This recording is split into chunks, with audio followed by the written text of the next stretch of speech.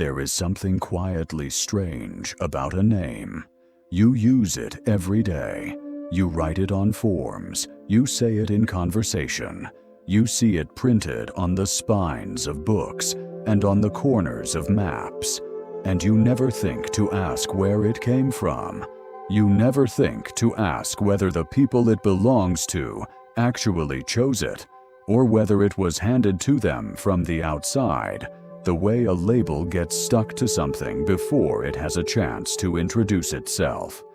Persia. Say it out loud for a moment. Persia. There is something about the sound of it, something that feels old and unhurried, something that carries the weight of silk and stone and candlelight.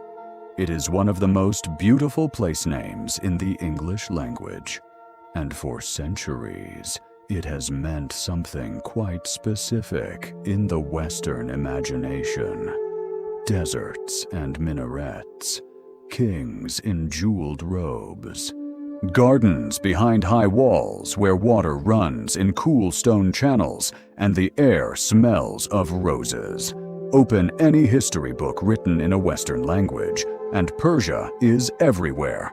The Persian Empire, the Persian Wars, the Persian genius for organization, for administration, for the quiet art of governing a vast and wildly diverse collection of peoples without crushing all the life out of them.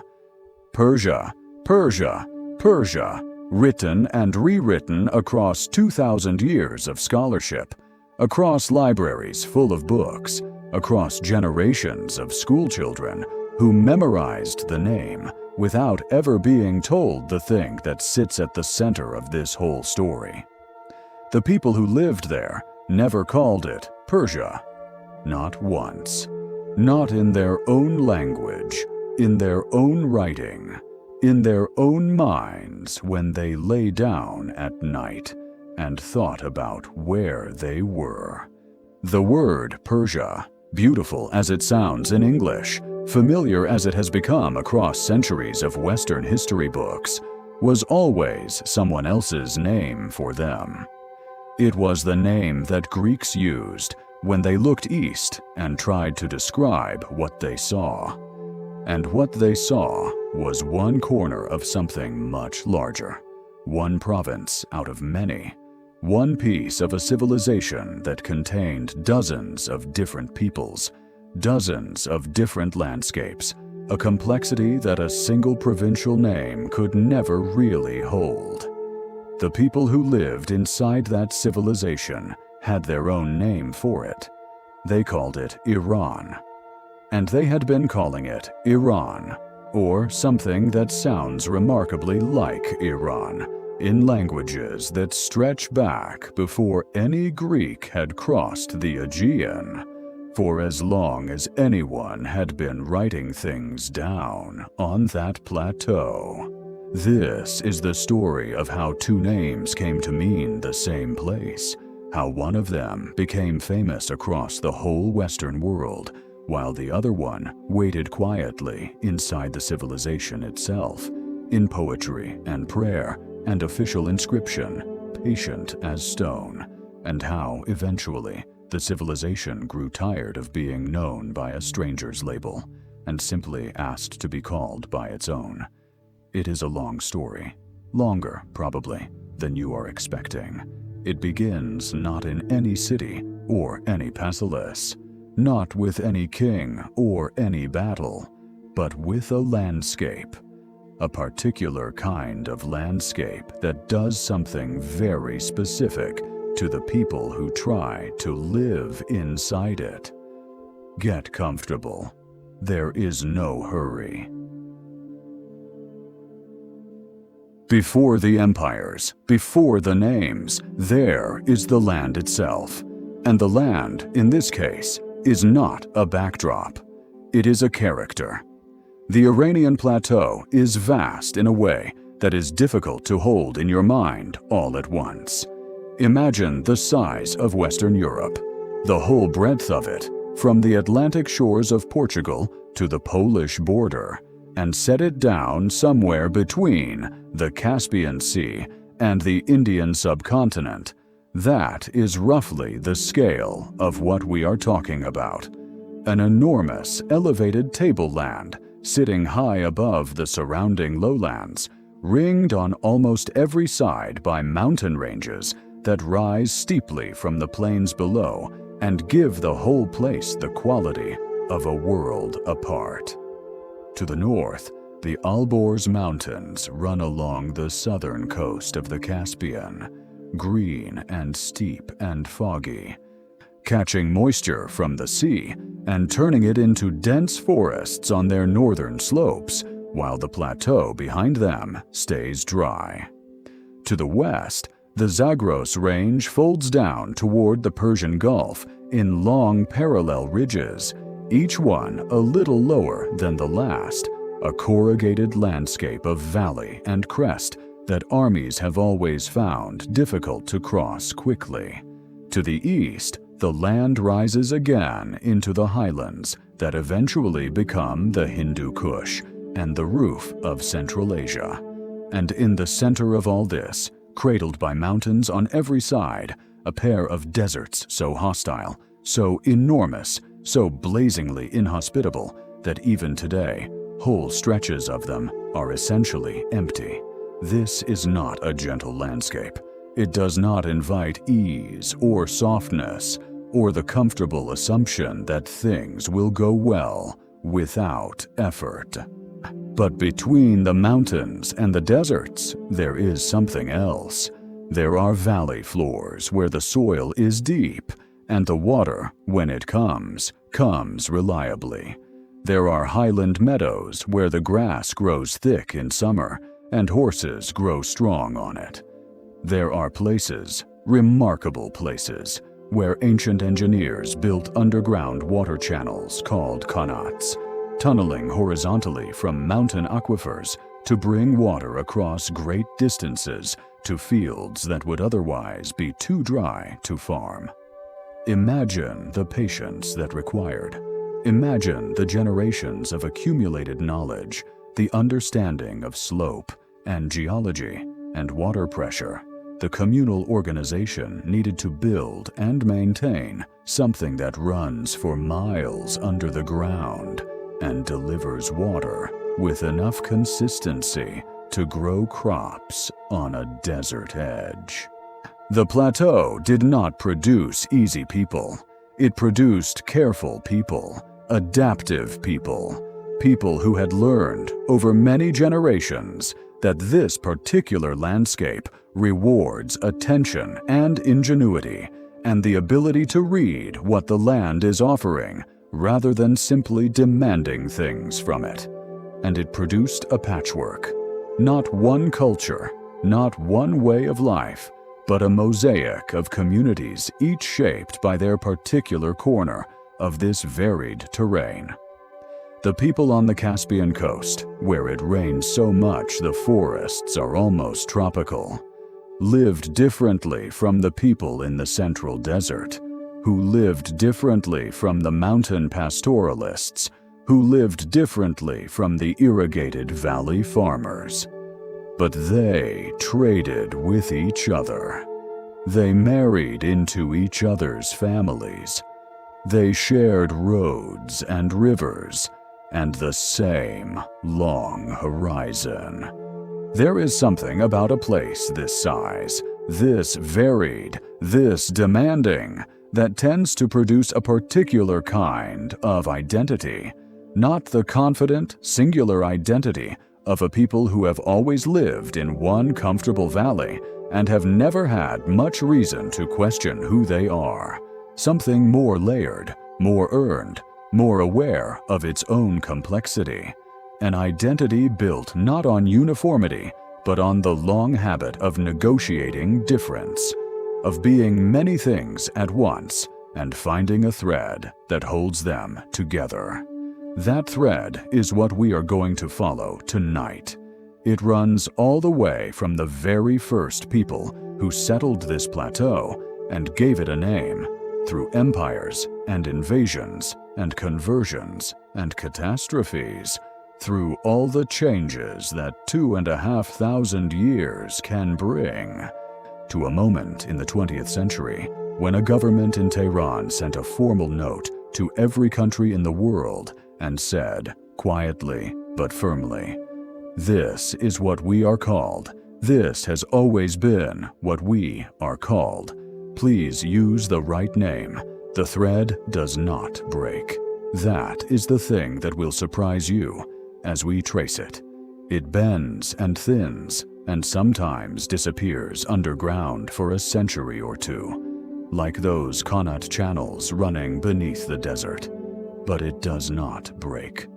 Let the mountains settle around you. Let the desert find its silence.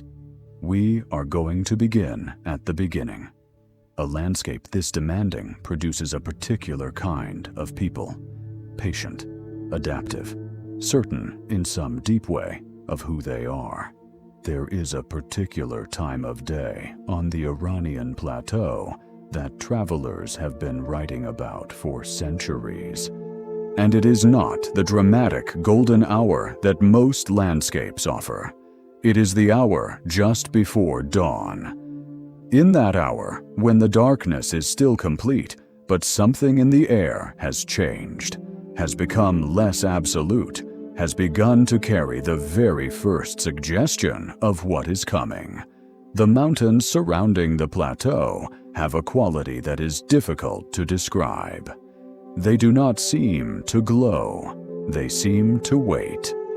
As if the mountains themselves are conscious of the transition from night to day, as if they have been doing this long enough, which they have, for hundreds of millions of years, to have developed something like patience about it. The people who have lived on this plateau for the past 3,000 years have had to develop something like that patience too. The plateau does not rush. The seasons change, but they change according to rhythms that agriculture enforces: the planting and the harvest, the filling and the emptying of the connaughts, the movement of flocks up to the highland pastures in spring and down from them in autumn. The urban centers, the great cities, have their own accelerated rhythms, their markets and their courts, and their intellectual life. But underneath everything, the plateau's basic tempo is the tempo of a place that has been doing this for a very long time and intends to keep doing it. This is not fatalism. Fatalism implies resignation, a turning away from effort. What the plateau's tempo produces is something more like perspective, the sense that the urgent thing and the important thing are rarely the same thing. The sense that what looks like a catastrophe from close up may, from a sufficient distance, look like just another season.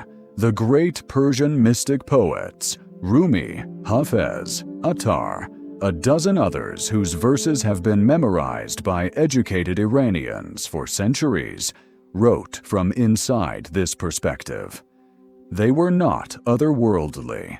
They were not indifferent to the world's suffering, but they wrote from a place that had learned, over a very long time, to hold the immediate and the eternal simultaneously, to feel the full weight of loss and sorrow and injustice, while also knowing that something persists beneath all of it, that there is a ground that does not shift when the surface shakes. The word for this in the Persian mystical tradition is batin, the inner, the hidden, the deep.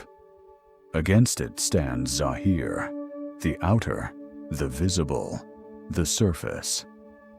Good Persian poetry, and good Persian thought generally, is always interested in the relationship between the two, always probing beneath the outer form to the inner meaning, always asking what the visible thing is pointing toward that the visible thing itself cannot contain. This quality of mind, This tendency to look for the deeper layer, to ask what lies beneath the surface name and the surface story, may be one reason why the Iranian civilization was able to maintain its inner identity even when the outer form was being continuously remade by invaders and conquerors and the turbulence of history. The Zahir changed, the button held. Or perhaps that is too neat, too much like the kind of explanation that sounds profound, but is actually just a way of making sense of things after the fact. History does not often have elegant explanations. Usually, it has a great deal of accident and contingency, and people making decisions in circumstances they barely understand, with consequences they cannot foresee. But there is something to the depth. The depth is real. 3,000 years of accumulated literature and religious tradition and historical memory and the specific knowledge of how to live on this specific land. That is real depth. And depth in a civilization functions the way depth functions in water. It provides stability. It dampens the waves. It allows the surface to be disturbed without the whole body of water being overturned. The plateau kept its name because the depth kept it. Because the name was not just written on the surface of things, but embedded in the deep structure of what it meant to be from here. In the language, in the epics, in the prayers, in the specific stories of specific places that a child hears when they are learning what the world is. The fires burn through the night. The dawn comes, eventually, to the mountains. This is a story about what persists in the space between. The people who gave the plateau its inside name came gradually, over centuries, from the north and the northeast. They were not a single group. They were many small communities, speaking languages that were related to each other, the way cousins are related, recognizably from the same family, but distinct. They moved with their herds, found good land, stayed for a season or a decade or a generation, intermarried with the people already living on the plateau, and slowly, over time, became part of the place. This is how most of the great migrations in history actually work, without drama, without the clean, sudden conquest that stories prefer. A slow seeping in, a gradual blending. These people, and we call them Iranian-speaking peoples, because they spoke languages from the Iranian branch of the enormous Indo-European language family, shared more than a family of languages. They shared a word for themselves, a word for who they were and where they belonged. The word was Aryan. You may have a reaction to that word. Most people do when they hear it in this kind of historical context, because the word carries a weight of modern horror. It was taken in the 20th century and twisted into something ugly, used to justify things that have no justification. But before we go further, it is worth sitting with what the word actually meant in its original use, because the distance between the original meaning and what it was later made to mean is, itself, a kind of lesson about what happens when names get taken from their owners and used for other purposes. In its original meaning, Aryan simply meant noble, or free, or perhaps something closer to one of our own kind, a term that set apart the speakers of these related languages from others who spoke differently and lived differently. It had nothing to do with appearance, nothing to do with the physical characteristics that later racial ideologies would attach to it. It was a cultural and linguistic marker, a way of saying, we are the people who speak this way and live this way and call this land our home. And the land they called their home, they called Arianum, the land of the Aryans, the realm of the Iranian peoples. In Old Persian, over time, this became Arianum Shacha, the kingdom of the Aryans. In Middle Persian, which came later, it shortened and shifted to Iran. And Iran became Iran. There it is. The whole etymology of a country's name in a few sentences. What matters for our story is not the grammar of it, but the fact of it, that from the very earliest period when people on this plateau were writing things down and recording their own sense of who they were using a version of this name, Iran, or something that sounds like Iran, that contains the same root, that points toward the same self-understanding.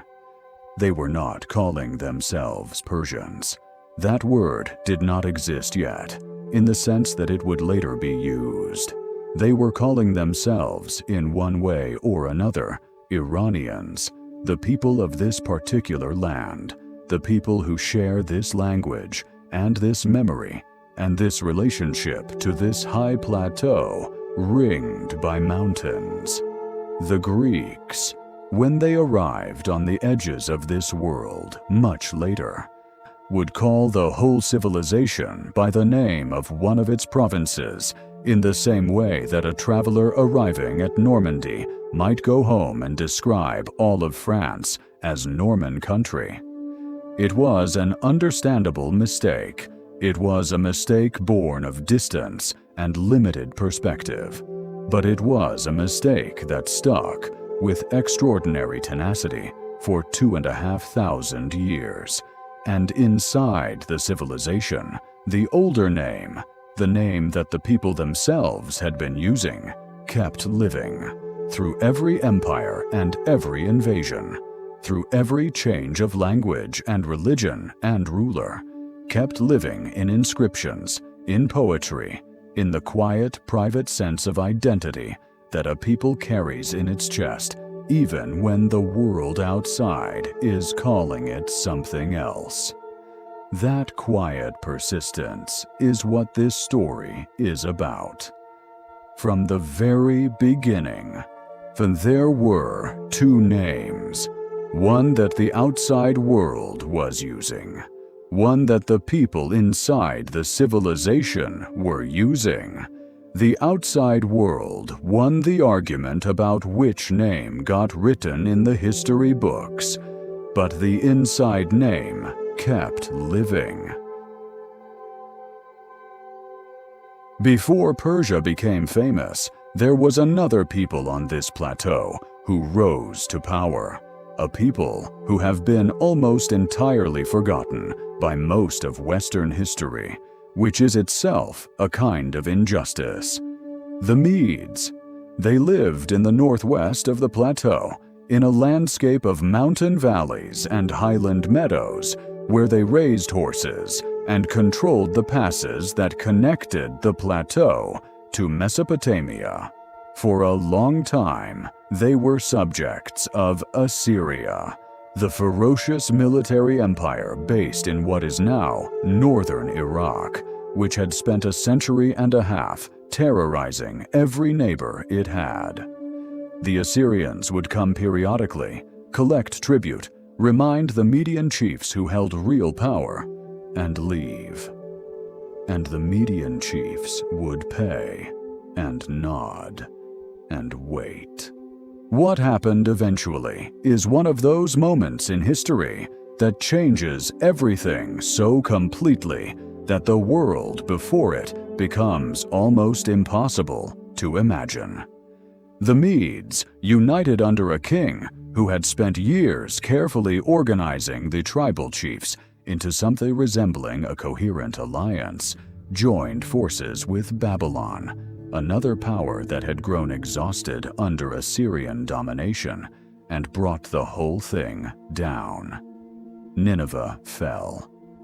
the Assyrian capital, the city that had seemed as permanent as the mountains, that had been the seat of an empire that crucified kings and carved its victories into cliff walls in graphic, enormous detail.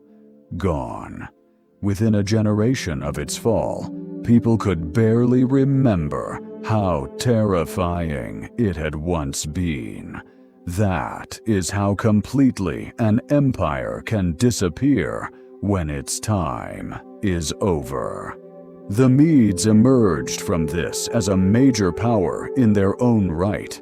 They controlled vast territories. Neighboring kingdoms sent embassies. The Greeks, just beginning to pay attention to events in the East, took note of these highland horsemen who had helped break the unbreakable. And then, fairly quickly, as empires go, a Persian king named Cyrus decided he was done being anyone's subject, and the Medes were absorbed into something larger. Here is the thing about the Medes that matters for our story, though. When Cyrus conquered them, he did not erase them. Their nobles kept their positions. Their customs were respected. Their language and their culture continued alongside Persian language and Persian culture in the new empire that Cyrus was building. At Persepolis, the great ceremonial capital that Cyrus's successors would build on the plains of Fars, the reliefs carved into the stone show Persian and Median nobles standing side by side, equally dignified, equally present. The empire that the Greeks would call Persian was, in its own self-understanding, something more like the empire of the Medes and Persians, two related Iranian peoples who had merged into a single ruling class. This is the first time we see a pattern that will repeat throughout this whole story. Every major change on the Iranian plateau, every conquest, every new dynasty tends to absorb rather than erase. The new thing folds the old thing inside itself and carries it forward. The Persians absorbed the Medes. Later, other peoples would try to absorb the Persians and find that absorption is not a one-way process. But we are getting ahead of ourselves. First, there is Cyrus. He remains, after more than 2,000 years, one of the most fascinating figures in the ancient world. Not because of the scale of what he built, though the scale is extraordinary, the largest empire the world had yet seen, stretching from the shores of the Aegean to the edge of India. Not because of his military genius, though he was clearly gifted at the art of turning enemies into allies and turning conquered peoples into willing subjects, but because of something harder to quantify, a quality of imagination, a sense that power can be exercised in ways that do not require the constant demonstration of force. Cyrus grew up in a corner of the Iranian plateau called Pars, the region the Greeks would later call Persis, which is where the word Persia comes from. His people, the Parsa, were one of several Iranian-speaking groups who had settled in the southwest of the plateau and gradually organized themselves into a small kingdom under the suzerainty of the Median Empire. They paid tribute. They kept to themselves. They were, in the larger political landscape of the ancient Near East, not yet important. And then they were. The details of how Cyrus rose to challenge his Median overlord are preserved in sources written a century or more after the fact, and they have the quality of stories that have been told and retold until they are more legend than history. There are prophecies and dreams and dramatic reversals. What is clear is the outcome. Cyrus won. The Median king lost, and suddenly the man who had been a provincial vassal was sitting in the great capital of the empire he had just taken. He did not stop there. CYRUS moved through the ancient world like a stone dropped into still water, the ripples going outward in every direction, west into Anatolia, where he absorbed the kingdom of Lydia, famous for its wealth, famous for the proverb about its last king, Croesus, who was supposed to have asked an oracle whether he should attack Persia, and was told that if he did, he would destroy a great empire, without being told that the great empire he would destroy was his own, east into Central Asia, south toward the Persian Gulf, and then Babylon. To understand what Babylon meant, you have to hold the idea of a city so old and so wealthy and so central to the world of its time that it had become, for everyone who lived in that part of the world, simply the city. Not a city. The city. The place where civilization had been happening for the longest time. Where the great temples rose toward the sky.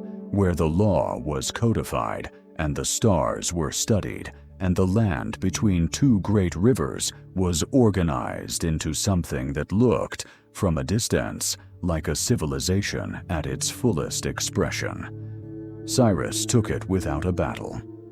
The Babylonian king had made himself unpopular, with his priests, with his merchants, with large portions of the population who had grievances that had been building for years. When Cyrus arrived, the city opened its gates. The accounts describe him entering in peace, restoring the temples that had been neglected, honoring the local gods, presenting himself not as a conqueror, but as a liberator. Whether he believed any of this, or understood it purely as policy, the effect was real. The peoples who had been displaced from their homelands, deported by Babylonian kings, and settled far from where they came from, were allowed to go home.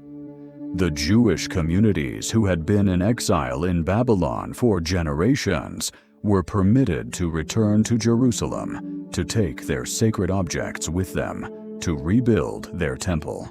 This act earned Cyrus something no other non-Jewish king has ever been given in the Hebrew Bible: the title of Messiah, anointed, chosen, a Persian king called chosen by a god whose temple he had funded.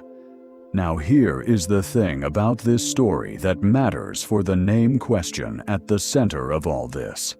While the Greeks were watching all of this happen and writing it down under the heading of Persia, because Cyrus came from Pars, because his people were called Parsa, because Persis was the Greek name for his homeland, and the Greek name was the one that was being written in Greek letters by Greek historians. Cyrus and his court were using a different vocabulary entirely. In their own inscriptions, in the languages they actually used to describe themselves and their realm, they were not talking about Persia. They were talking about something that sounds much more like Iran.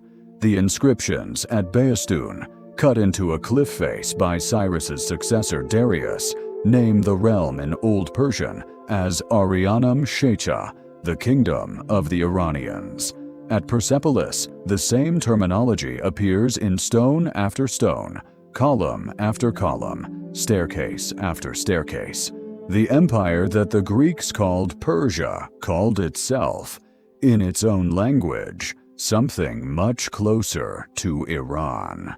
This is the original moment of the divergence.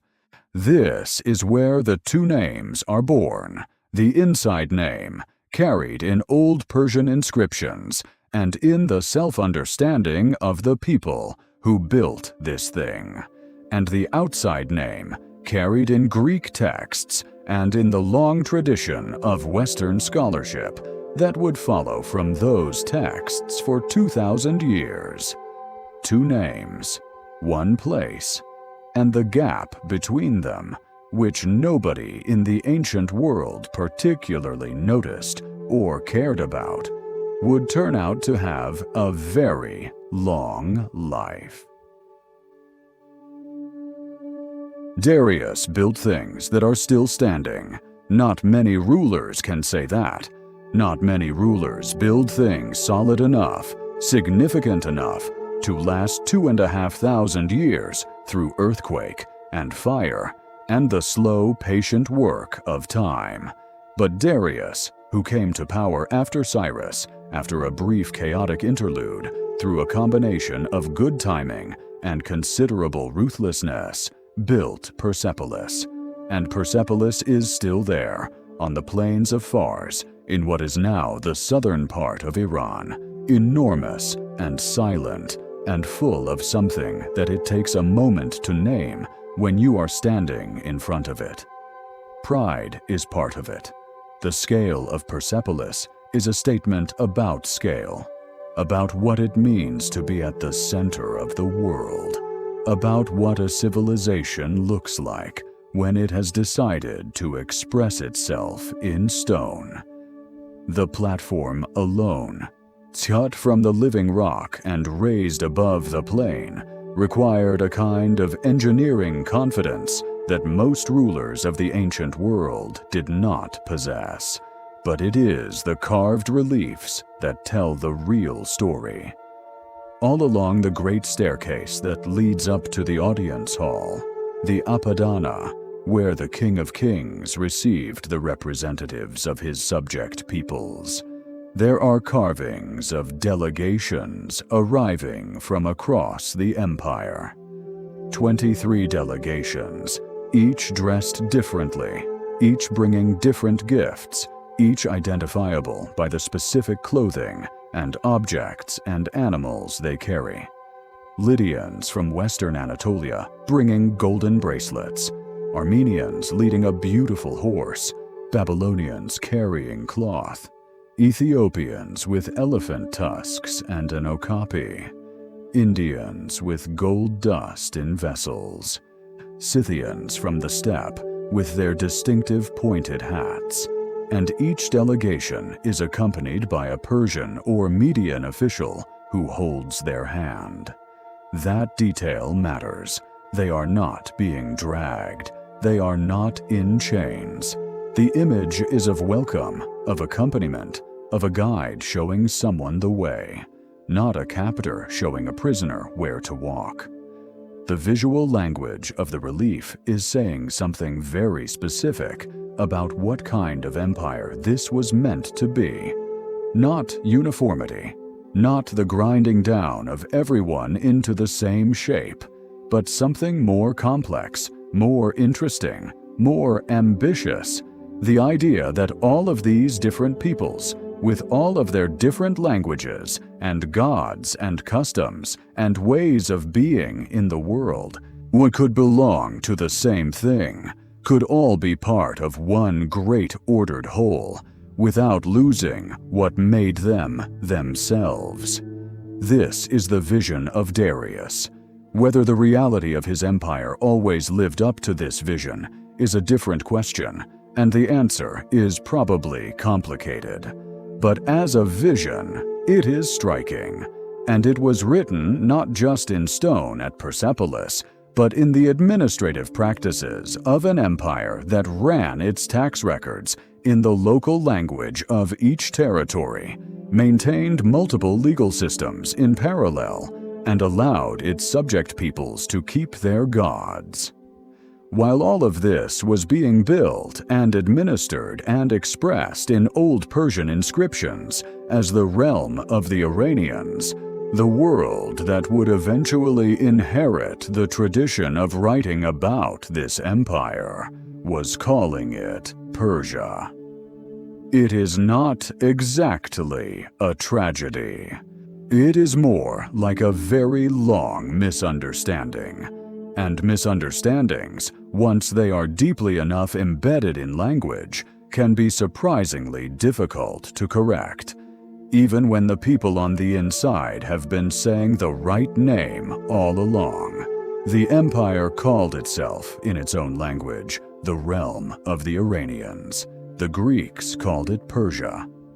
The gap between those two names is not just a linguistic accident. It is the beginning of a 2,000-year misunderstanding. Imagine trying to govern 44% of the world's population. This is what modern historians estimate the Achaemenid Empire was doing at its height. Not 44% of the world's land area, though the territory was enormous. 44% of the people, nearly half the human beings alive at that moment, living under a framework of administration and law and economic organization that had its center in the cities of the Iranian plateau. Most people in the Western historical tradition learn about this empire primarily through the Persian Wars, the episodes in which Greek city-states resisted Persian military expeditions. These episodes are genuinely important, but they were, from the Persian perspective, a small part of a much larger story. The empire that was dealing with the Greeks on one frontier was simultaneously administering Babylon and Memphis and Sardis and Susa and a dozen other major urban centers, each one a civilization unto itself, each one requiring governance that understood its specific history and its specific sensibilities. The Achaemenids, to their considerable credit, generally understood this. The inscriptions they left describe their subject peoples with a specificity that is striking, not simply East and West, not simply Persian and barbarian, but a careful enumeration: Medians, Elamites, Parthians, Aryans, Bactrians, Sogdians, Chorasmians, Drangians, Aracosians, Sadagides, Gandarians, Indians, Hyoma-drinking Scythians, pointed-hat Scythians, Babylonians, Assyrians, Arabians, Egyptians, Armenians, Cappadocians, Lydians, Ionians, Scythians from across the sea, Libyans, Nubians, people of Makkah, Carians. Every name in this list is a distinct people, a distinct culture, a distinct way of organizing human life. The Achaemenid imperial project was, in some sense, the project of making a single administrative framework, flexible enough to hold all of them. This required something beyond military power. Military power can take cities. It cannot make a complex multi-ethnic empire function for 200 years. For that, you need administrative intelligence, the understanding that different peoples need to be governed differently, that the legal customs that work for Babylonian merchants will not work for Egyptian priests, that the tax collection method that makes sense in the Indus Valley will not make sense in Anatolia. The Achaemenids developed what we might call a theory of governed diversity. Local institutions were maintained. Local elites were incorporated into the imperial structure rather than displaced. The gods of subject peoples were respected, even patronized.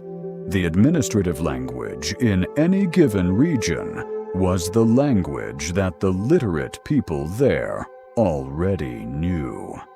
Aramaic in the Levant, as Babylonian cuneiform in Mesopotamia, Demotic script in Egypt. This theory of governed diversity was not, it should be said, benevolent in the way that word might now imply. The empire taxed its subject peoples heavily and enforced its authority with military force when challenged. But it was pragmatic in a way that recognized something true about human beings, that people cooperate more effectively with a system that acknowledges their existence than with one that pretends they are all the same. The Achaemenid kings described themselves in their own inscriptions, as kings of many lands, kings of peoples of many kinds, rulers of great earth far and wide. They were not pretending that their empire was a single uniform thing.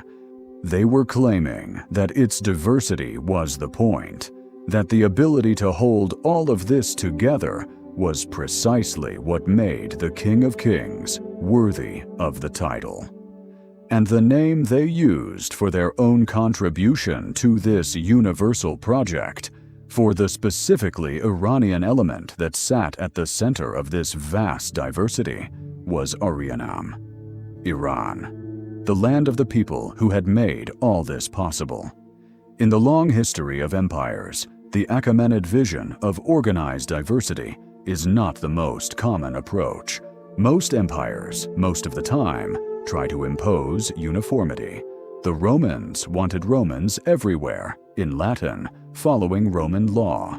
The Arab Caliphate wanted Muslims everywhere, in Arabic, following Islamic law. The Mongols wanted submission everywhere, in whatever language was convenient, following the Yasa Code. The Achaemenids wanted something more complicated and, in retrospect, perhaps more interesting, a universal order in which everyone's particularity was preserved. It did not last forever. No empire does. But the memory of what it tried to be, the cosmopolitan, diverse, administratively sophisticated world of the Achaemenid Plateau, stayed in the Iranian historical imagination as a reference point. When later Iranian dynasties wanted to claim the deepest possible legitimacy, they reached back to Cyrus and Darius. When Iranian poets wanted to describe the highest possible form of kingship, they drew on Achaemenid imagery. When Iranian identity was under pressure, it found some of its most reliable resources in the memory of the world that Persepolis was built to express. The Greeks who wrote about Persia were writing about something they had, in a very specific sense, a complicated relationship with. The Persian Empire had come to the edges of their world. It had swallowed up the Greek cities of Ionia, the cities on the western coast of Anatolia that were, culturally and linguistically, part of the Greek world, but were now subject to a Persian-appointed governor and paying taxes to a king in Susa. This rankled, it produced resentment and eventually revolt, and the revolt produced the Persian Wars, and the Persian Wars produced the battles that became the founding myths of Western civilization. Marathon, Thermopylae, Salamis, Plataea. These battles were, from the Persian perspective, something like a border skirmish at the far western edge of a vast empire. The Achaemenid kings who sent expeditions to Greece were dealing, at the same time, with provinces from Egypt to India, with administrative challenges that made the Greek situation look quite small. The Greek cities were a nuisance on the margin. They were not the center of anything. From the Greek perspective, it was existential, the survival of a way of life, the defense of something that the Greeks were beginning, in this very period, to articulate as freedom, political freedom, the freedom of citizens to govern themselves, against the alternative, which they called despotism, and which they associated with exactly the kind of large imperial monarchy that Persia represented. The Greeks won those battles. And then they did what the winners of battles often do. They wrote the history. Herodotus, the Halicarnassian who traveled widely, interviewed everyone he could find and produced the first sustained work of historical prose in the Western tradition, put the Persian Wars at the center of his great project. He called the empire Persia. He called its people Persians. He was brilliant and curious and genuinely interested in other cultures in ways that were unusual for his time. He admired things about the Persians.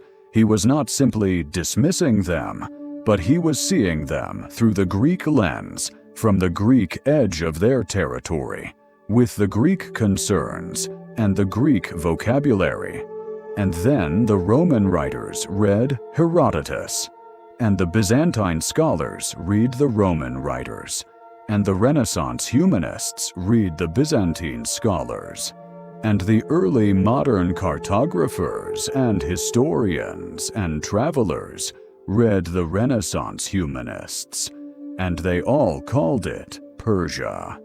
2,000 years of a name being passed down, hand to hand, generation to generation, each person inheriting it from the person before and passing it on without ever stopping to ask whether it was the right name, whether the people inside the thing had a different word for it, whether the view from the edge was missing something that the view from the center might have shown them. Inside the empire, the name Iran, or its ancient equivalents, continued to live.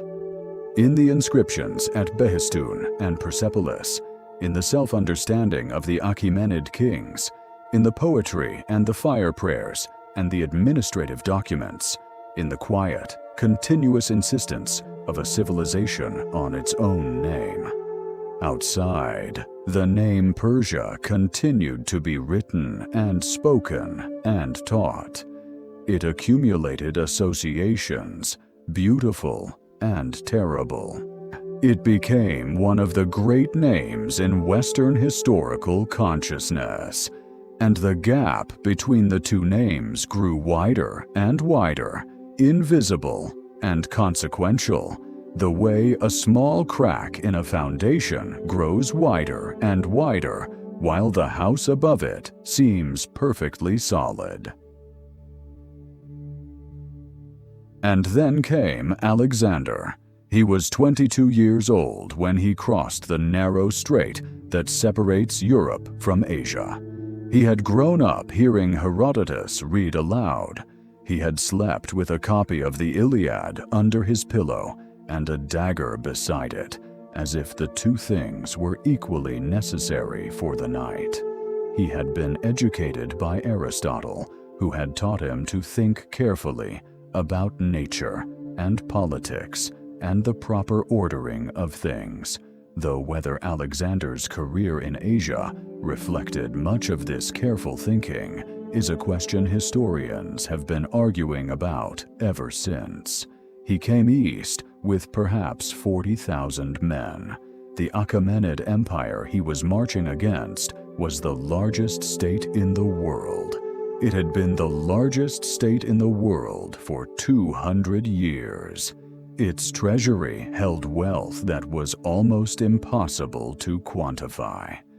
Its administrative network stretched from Egypt to the edge of India.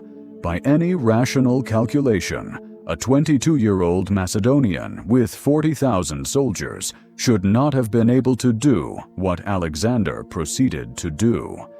And yet he did. There were battles. There were sieges. There was the long, strange, increasingly personal struggle between Alexander and the Persian king, Darius III, who fled and was finally killed by his own men. A lonely, humiliating end for the last king of a dynasty that had ruled the world. There was the moment when Alexander stood at the gates of Persepolis and walked up the ceremonial staircase, past the carved delegations, and through the great columns, and into the treasury that held the accumulated wealth of 2 centuries of empire. And then, one night, Persepolis burned. The ancient sources cannot quite agree on what happened. There is a version involving wine, and a woman, and a torch, a festive evening that got out of hand in the worst possible way. There is another version that suggests the fire was deliberate, a message, a symbol, a statement that the old order was finished and a new one was beginning. Perhaps both are true, in the way that drunken symbolic acts are often both impulsive and deeply intended at the same time. The stones survived. The reliefs with their processions of delegations, the great staircase, the carved inscriptions, these are still there to see. But the wooden roofing, the painted beams, the inner furnishings of the palace that Darius had built as a monument to his vision of empire, these burned. And in the morning there was just stone and ash, and the silence of a very old idea that had come to an end. What came next, though, is the part that matters most for our story, because Alexander did not simply conquer Persia and leave his own culture sitting on top of the ruins. He tried to become Persia, or at least he tried to become something that Persia and Macedonia together might make. He wore Persian dress. He adopted a Achaemenid court ceremonial, the elaborate protocols that the Persian kings had developed over centuries to express the grandeur of their position. He married a woman from Bactria, one of the Iranian-speaking territories in the east of the empire. He arranged mass weddings at which his senior officers were joined to women from the Iranian aristocracy, as if he could knit the two worlds together by threading them through the institution of marriage. He kept the satrapy system. He kept the Persian administrative framework. He kept, in other words, the bones of the Achaemenid Empire, even after he had changed who sat at its head. His Macedonian companions were furious. They had followed him to the ends of the earth. They had crossed deserts and mountains and rivers that no Greek army had ever crossed before. And he was asking them to bow to a defeated enemy's customs, to prostrate themselves before a king in the Persian manner, to assimilate to the very world they had come to conquer. They resisted. There were quarrels, some of them violent. Alexander died before any of this was resolved. He died in Babylon at 32 of something, a fever, an infection. Perhaps the accumulated damage of years of hard campaigning. Perhaps something else. The world he had made in a decade of war began to fall apart almost immediately. His generals divided it among themselves, each one taking a piece and calling himself a king. The piece that contained the Iranian plateau eventually fell to a general named Seleucus and became the Seleucid Empire. On paper, it was Greek. Greek was the court language. The rulers had Greek names. New cities were founded with Greek layouts and Greek institutions. But underneath the Greek surface, the Iranian world kept living. The farmers in the valleys were still speaking Iranian languages. The priests in the fire temples were still reciting prayers in Avestan. The children were still hearing stories of ancient heroes and ancient kings whose names were not Greek. The identity of the plateau did not dissolve because a foreign dynasty had taken the throne. It went underground, like those Connaught channels, and waited.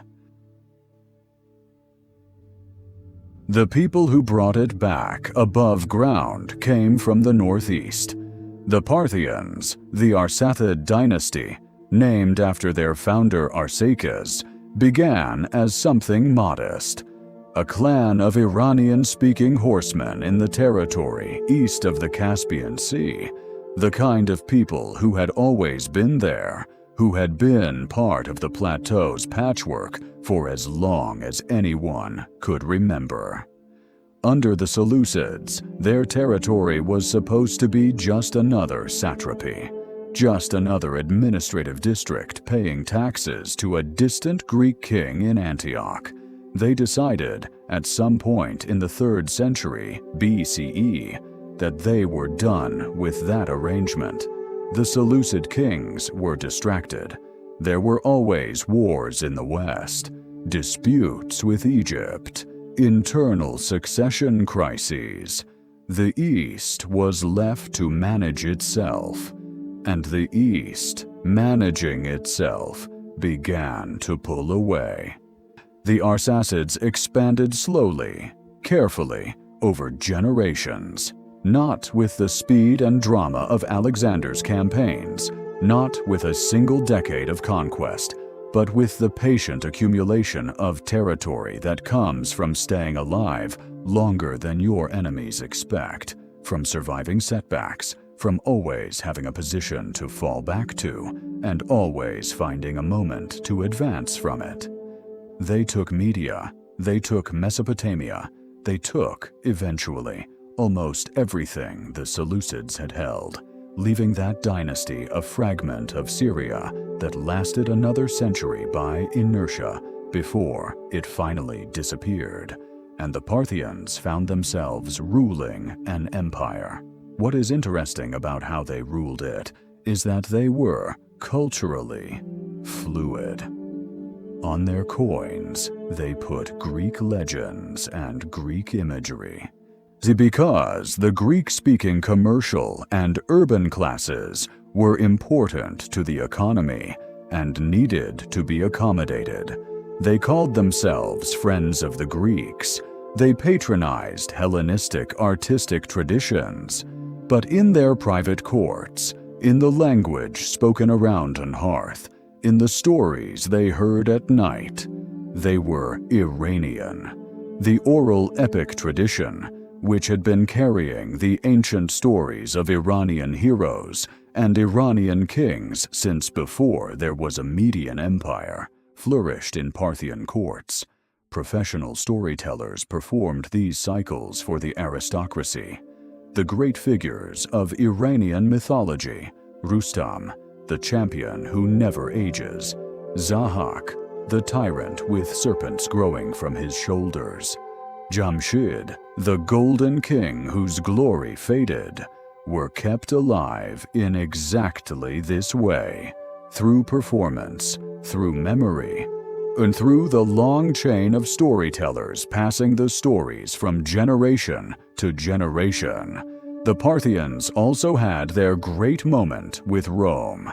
The Romans and the Parthians shared a border in Mesopotamia, and that border was contested for centuries. Armies marched back and forth. Cities changed hands. There were elaborate diplomatic negotiations and formal treaties and prisoner exchanges and all the apparatus that two large empires use to manage their mutual hostility while avoiding the exhaustion of total war.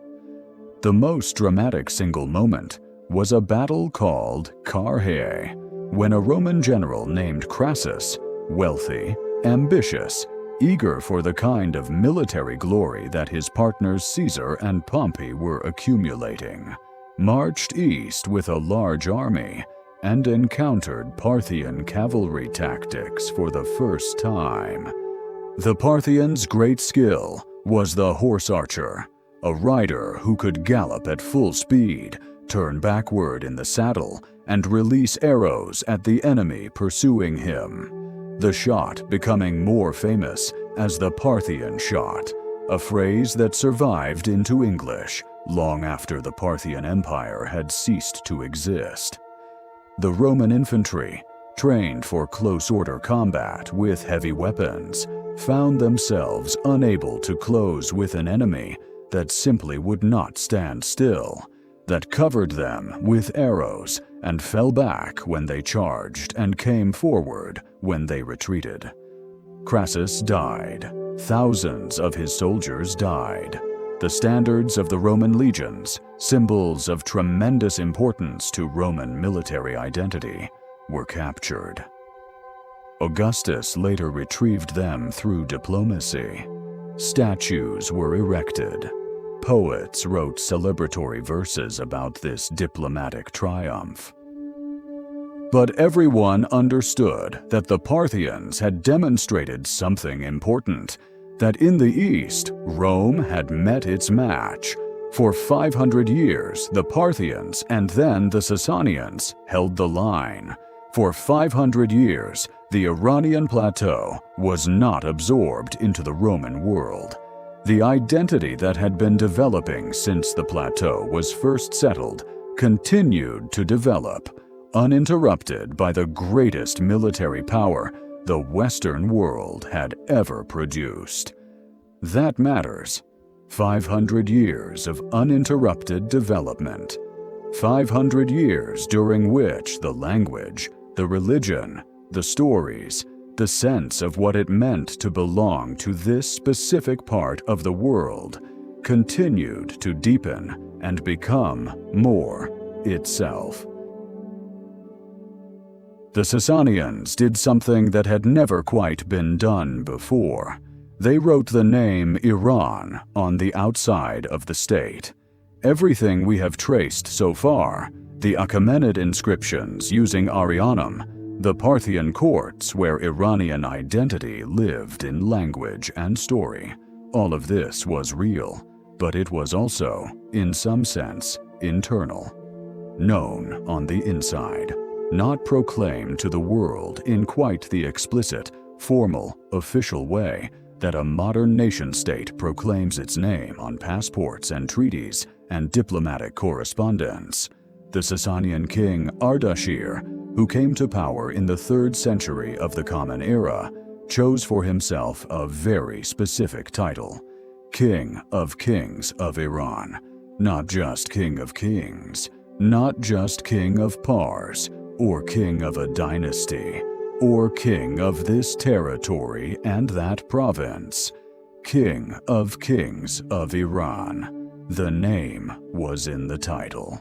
It was on the coins. It was carved into the rock reliefs at Nakshi Rostam, the cliffs near Persepolis, where the ancient Achaemenid kings had cut their tombs, the place already so layered with history and significance that carving your own story, there was a statement about belonging to the longest possible lineage. Ardashir's son, Shapur I, expanded everything his father had built, and he left behind a piece of visual evidence that is still astonishing to look at, even after all these centuries. At Nakshi Rostam, cut into the rock near the Achaemenid tombs, there is a relief showing Shapur on horseback, receiving the submission of Roman emperors. 3 Roman emperors, in various postures of defeat and supplication, before the mounted figure of the Sasanian king. One of them is Valerian, a Roman emperor who was captured alive by Shapur, which had never happened in the history of Rome before, and has never happened since. The Romans, understandably, found this image mortifying. They did not talk about it much, but Shapur found it worth carving 30 feet high into the rock face of a site that had been sacred to Iranian civilization since the Achaemenids. The Sasanians also did something to the inside of the civilization that was just as significant as their rock carvings. They made the state religious. Zoroastrianism, the ancient Iranian faith that had been practiced since before the Achaemenids, that centered on the worship of Ahura Mazda and the cosmic struggle between truth and the lie, between order and chaos, between the sacred fire that was the visible presence of the divine and the darkness that always threatened to extinguish it, became, under the Sasanians, the official religion of the state, a formal hierarchy of priests, an official theological canon, sacred texts that had existed in oral tradition, passed from priest to student through memorization, were written down and organized into something that resembled a scripture. Fire temples were built throughout the empire, in every city of importance, staffed by state-supported priests who maintained the sacred flames and performed the rituals that kept the cosmic order intact. To be Iranian under the Sasanians was increasingly to live within this religious framework, to know the prayers, to observe the holy days, to understand the great story of the universe as Zoroastrianism told it. This created something important. It created an identity that was not just political, not just about who was king and what taxes were owed, but cosmic. Being Iranian meant belonging to a particular place in the great story of the world. It meant being on the side of truth and order and light in the eternal struggle that Zoroastrian theology described. Identities embedded that deeply are very hard to erase. Political structures can be overthrown in an afternoon. Cultural identities woven into a people's understanding of the universe itself take much longer to shift. Which is why what happened next, when the Sasanian Empire fell, was not the end of the Iranian identity it had done so much to crystallize. It was just the next chapter. For the first time, the inside name became the official name, Eranshahr, the realm of Iran, carved into rock, stamped onto coins, spoken in ceremony. The people of the plateau had been saying this name for 3,000 years. Now it was, finally, on the outside of the thing as well. The fall came quickly, not because the Arabs who swept out of the Arabian Peninsula in the 7th century were uniquely powerful, though they were, in their moment, possessed of an extraordinary energy, but because the Sasanian Empire had spent itself. The long war with the Byzantine Empire, which had gone on for decades, swinging back and forth with each side, making enormous territorial gains, and then losing them again, had cost both empires more than they could sustain. Cities had been sacked and rebuilt, and sacked again. Populations had been disrupted and taxed beyond what they could bear. The administrative machinery that kept the empire running had been strained past the point of easy repair. When the Arab-Muslim armies arrived at the borders of the Sasanian realm, they found an empire that was, in some essential way, exhausted. Not defeated, not yet, but no longer the formidable, confident thing it had been in Shapur's time. The battles came. The Sasanian armies, still impressive on paper, lost. The last Sasanian king fled east, city by city, province by province, trying to rally resistance that never quite materialized. He was killed eventually, in obscure circumstances, somewhere in Central Asia. He left no successor, and the empire that had carved Iran into the rock of Naqsh-i-Rostam was gone. This is the moment in the story where it might seem that the thread should break. The political structure was dismantled. The state religion was marginalized. The administrative language of the empire, Middle Persian, written in a script called Pahlavi, was gradually displaced by Arabic. The capital of the new order was not in Iran at all, but in Medina, then Damascus, then Baghdad. If identity were the same thing as political structure, Iran should have disappeared at this moment. It should have been absorbed into the Arabic-speaking Islamic world, the way so many other conquered civilizations were absorbed. Coptic Egypt becoming Arabic-speaking, the Aramaic-speaking world of the Fertile Crescent becoming Arabic-speaking, the Berber world of North Africa becoming, over centuries, predominantly Arabic-speaking. But it did not. And the question of why it did not is, I think, the heart of this whole long story. Part of the answer is the depth of what had been built. A civilization that had been developing for 3,000 years, that had embedded its identity in language and religion and oral epic and architectural tradition and the specific quality of light that falls on those mountains at evening.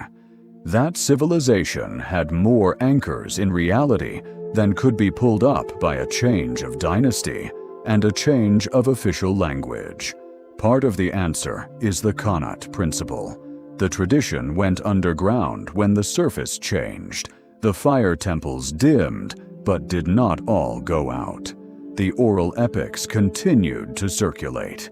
The poets and storytellers and priests kept the chain of transmission alive in circumstances that were more difficult, but not impossible. And part of the answer is something harder to name. Something about the way this particular civilization had learned, over the long centuries of the plateau's history, to absorb what came at it without losing what it was. The Arabs did not simply conquer Iran, they became part of it, and Iran became part of them.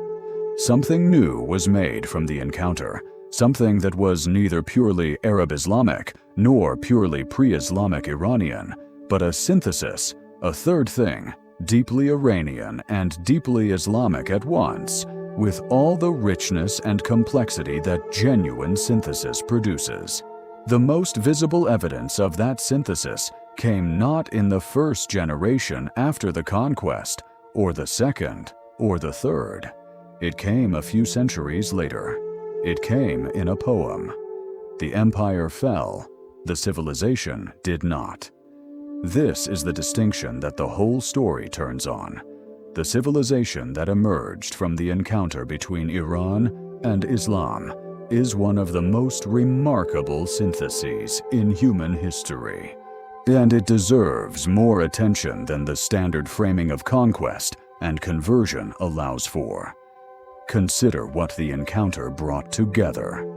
On one side, a civilization with 3,000 years of accumulated development, a sophisticated literary tradition, a complex theology worked out over centuries by Zoroastrian priests whose rigorous thinking about good and evil, about the nature of the divine, about the human soul's place in the cosmos, had produced one of the most intellectually serious religious systems the ancient world developed. A scientific and medical tradition that had been absorbing and synthesizing knowledge from every direction: Greek philosophy, Indian mathematics, Babylonian astronomy, for centuries before the Arab armies arrived. An aesthetic sensibility in architecture, in textile, in garden design, in the specific quality of light that Persian poetry and Persian visual art are always trying to capture, that had been refined to a very high degree. On the other side, a religion of enormous spiritual force and intellectual seriousness, carrying a sacred text of singular eloquence and beauty, backed by a political energy that had unified and mobilized peoples who had previously been peripheral to the great civilizations, and was now, in the first generation, reshaping the world with extraordinary speed. When these two things met, the meeting was violent, at least initially. But violence is rarely the last thing. After the violence came something more interesting. Iranian scholars began to master Arabic and to contribute to the building of the Islamic intellectual tradition from the inside. The great theologians, philosophers, physicians and scientists of the Abbasid Golden Age, the Baghdad-centered flowering of Islamic learning in the 8th, 9th, and 10th centuries included an enormous proportion of Iranians, men who were Muslim by faith, who wrote primarily in Arabic, but who brought to their writing the specific depth of the Iranian intellectual tradition they had been formed in. Ibn Sina, Avicenna in the Latin West, was Iranian. Al-Biruni was Iranian. Al-Ghazali was Iranian. Omar Khayyam was Iranian. The list goes on far past the point where listing is useful. These were not peripheral figures. They were among the most important intellectual contributors to the civilization that the Islamic world was building in its first great centuries. And as they contributed to that civilization in Arabic, something was happening in parallel. The Persian language was being kept alive, adapted, and eventually re-elevated to the status of high literary medium. The Samanid dynasty, based in Bukhara in what is now Uzbekistan, began in the 9th and 10th centuries to patronize Persian language literature, poetry, history, science, alongside the Arabic language work that the Islamic world was producing everywhere. This patronage was not nostalgic. It was not simply a project of preserving the past. It was a statement about the present, that the Islamic world was large enough to accommodate more than one linguistic tradition, that the Persian-speaking peoples of the East had a contribution to make in their own language as well as in Arabic, and that a civilization could be deeply Islamic and deeply Iranian simultaneously without contradiction. Ferdowsi's Shahnameh was the culminating statement of this argument.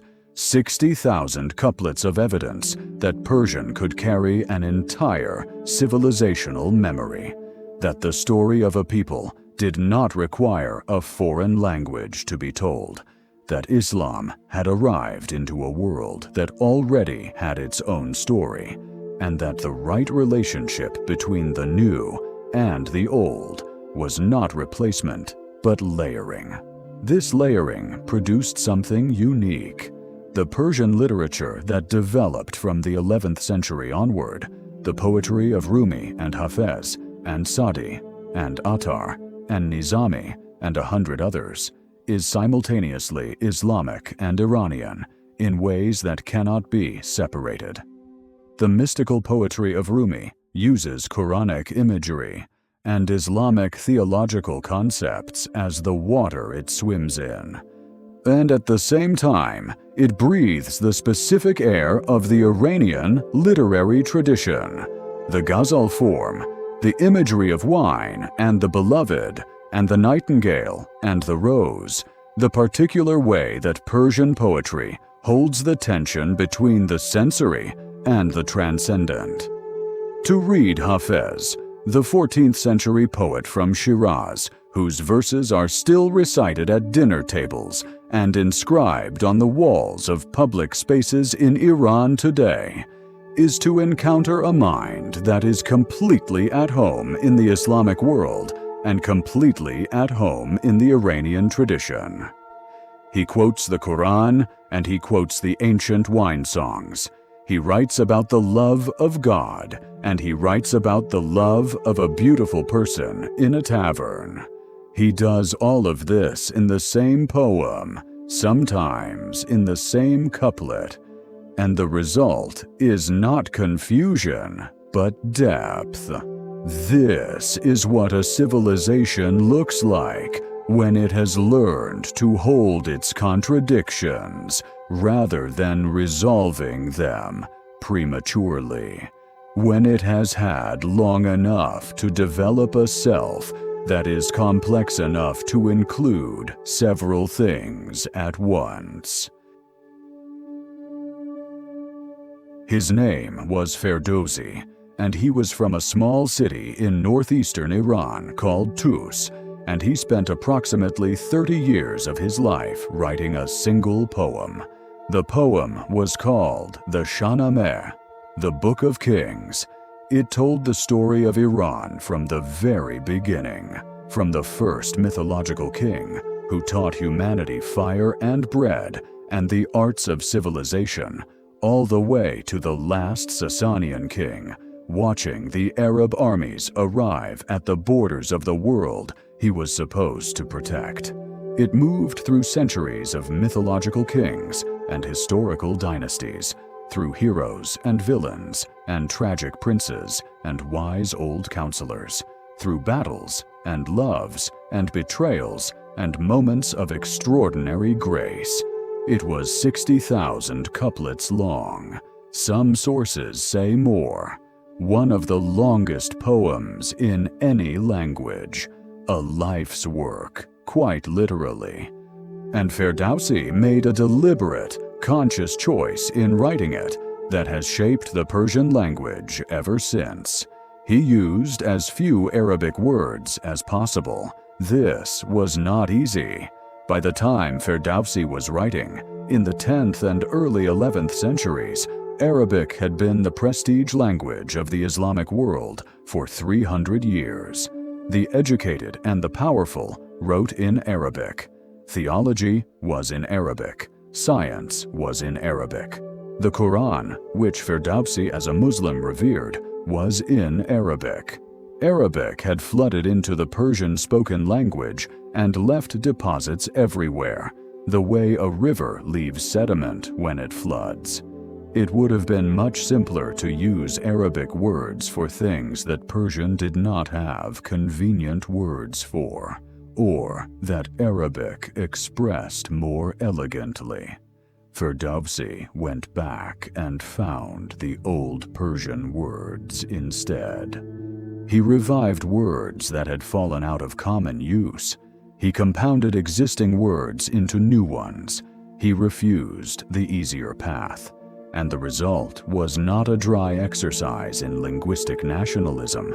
The result was a poem of tremendous emotional power, a poem that could make people weep when the hero dies, that could make people feel the weight of lost glory and the fragility of great things, that could take the whole long, complicated story of a civilization and hold it in a shape that a human mind could feel. A listener in the 11th century, hearing the Shahnameh recited in a court, or a marketplace, or a private home, would have experienced something that is hard to describe, but easy to understand. The sense that this story, the story being recited, was their story. Not just a story about long ago kings, but the story of who they were and where they had come from and what they belonged to. The Shahnameh became, over the centuries after Ferdowsi wrote it, something that very few poems in any culture become: a living reference, a shared inheritance, a source of proverbs and moral touchstones and images that passed into everyday speech and stayed there. Educated Iranians quoted it the way educated English speakers once quoted Shakespeare, not to show off their learning, but because the images and phrases had become part of the available vocabulary for describing human experience. And it did something specific for our story, the naming story. It provided a continuous, unbroken connection to the pre-Islamic Iranian world. Every time the Shahnameh was copied, or recited, or illustrated in a magnificent manuscript, it was asserting that the story of Iran did not begin with Islam, that there was something before, that the thread ran back through the Sasanians and the Parthians and the Achaemenids to a mythological past that was the foundation of everything that followed. You could be a completely devout Muslim and also cherish the Shahnameh.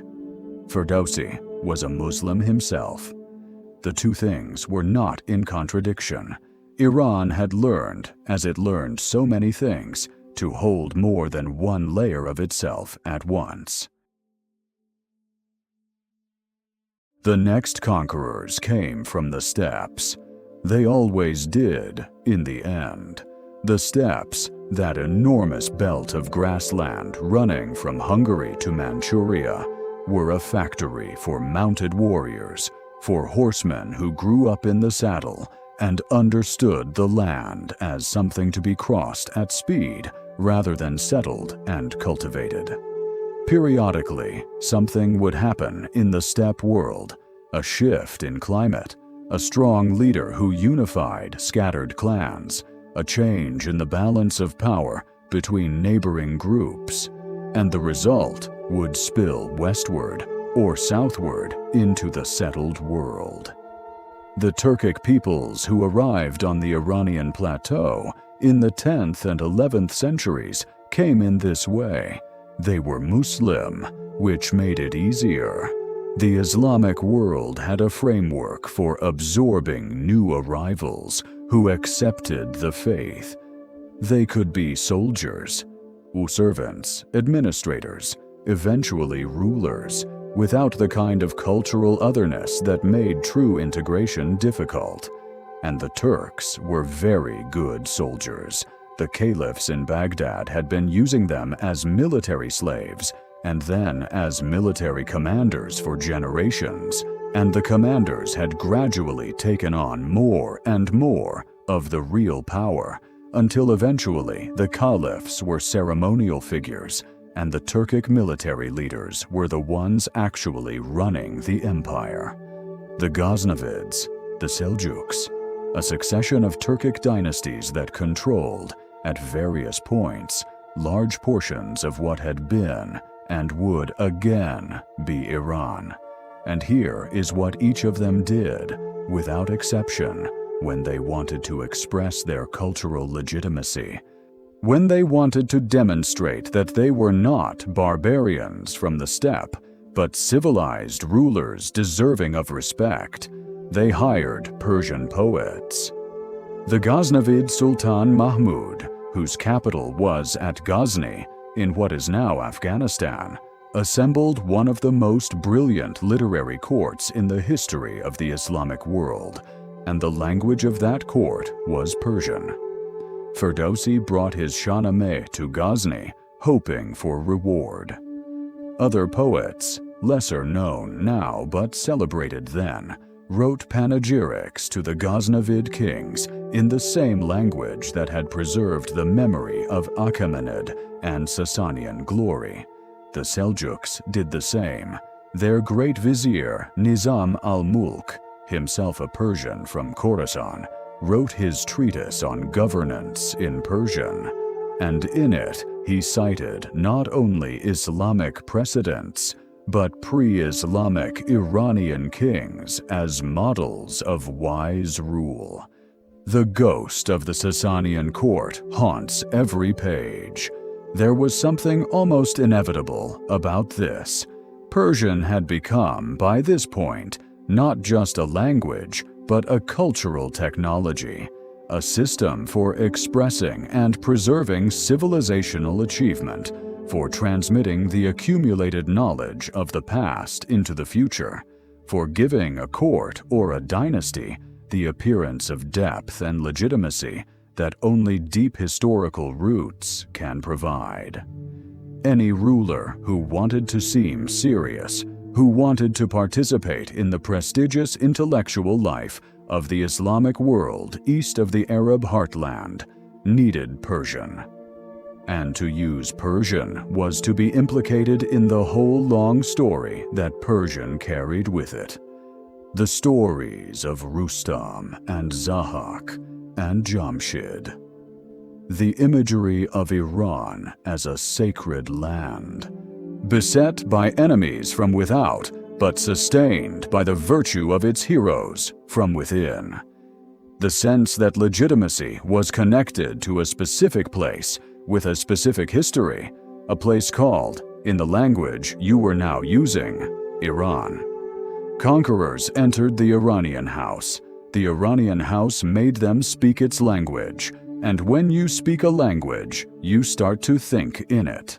And when you think in it, you start to feel the weight of everything it carries.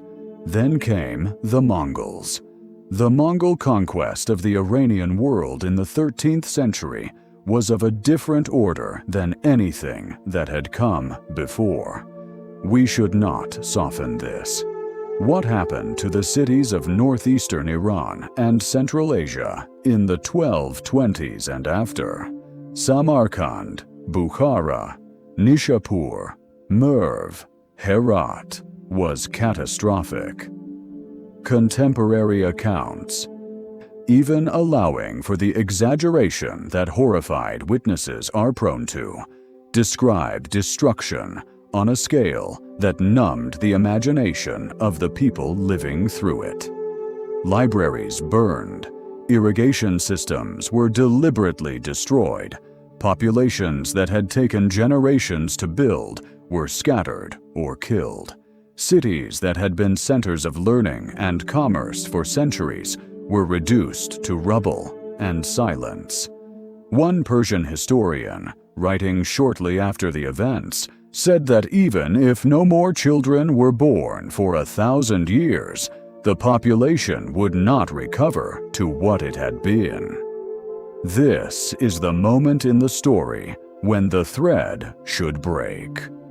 When the accumulated weight of the destruction should be enough to snap the chain of transmission, to cut the cord between the old world and whatever comes after. And yet, within a generation of the conquest, the Mongol rulers of Iran, the Ilkhanate, as they called themselves, the subordinate khans of the great Mongol Empire, were converting to Islam. Within 2 generations, they were funding the production of Persian manuscripts. The great Persian historian Rashid al-Din, who served as a minister at the Ilkhanid court in the early 14th century, oversaw the production of an enormous illustrated history of the world, not just the Mongols, but all the peoples the Mongols had encountered, from China to Europe to Iran. The language of this universal history was Persian. The visual style was a synthesis of Persian, Chinese, and Islamic traditions. It was commissioned by Mongol rulers whose grandfathers had burned the libraries it was now trying to reconstruct. How does this happen? The same way it always happens on the Iranian plateau. The conquerors arrived with superior military force. They took the cities and redistributed the wealth and put their own men in the positions of authority.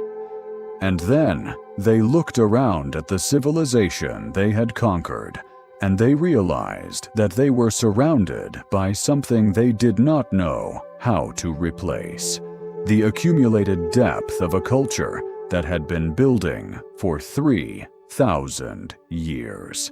The physicians and the architects and the poets and the historians and the administrators who knew how to run a complex agricultural economy and a sophisticated urban society.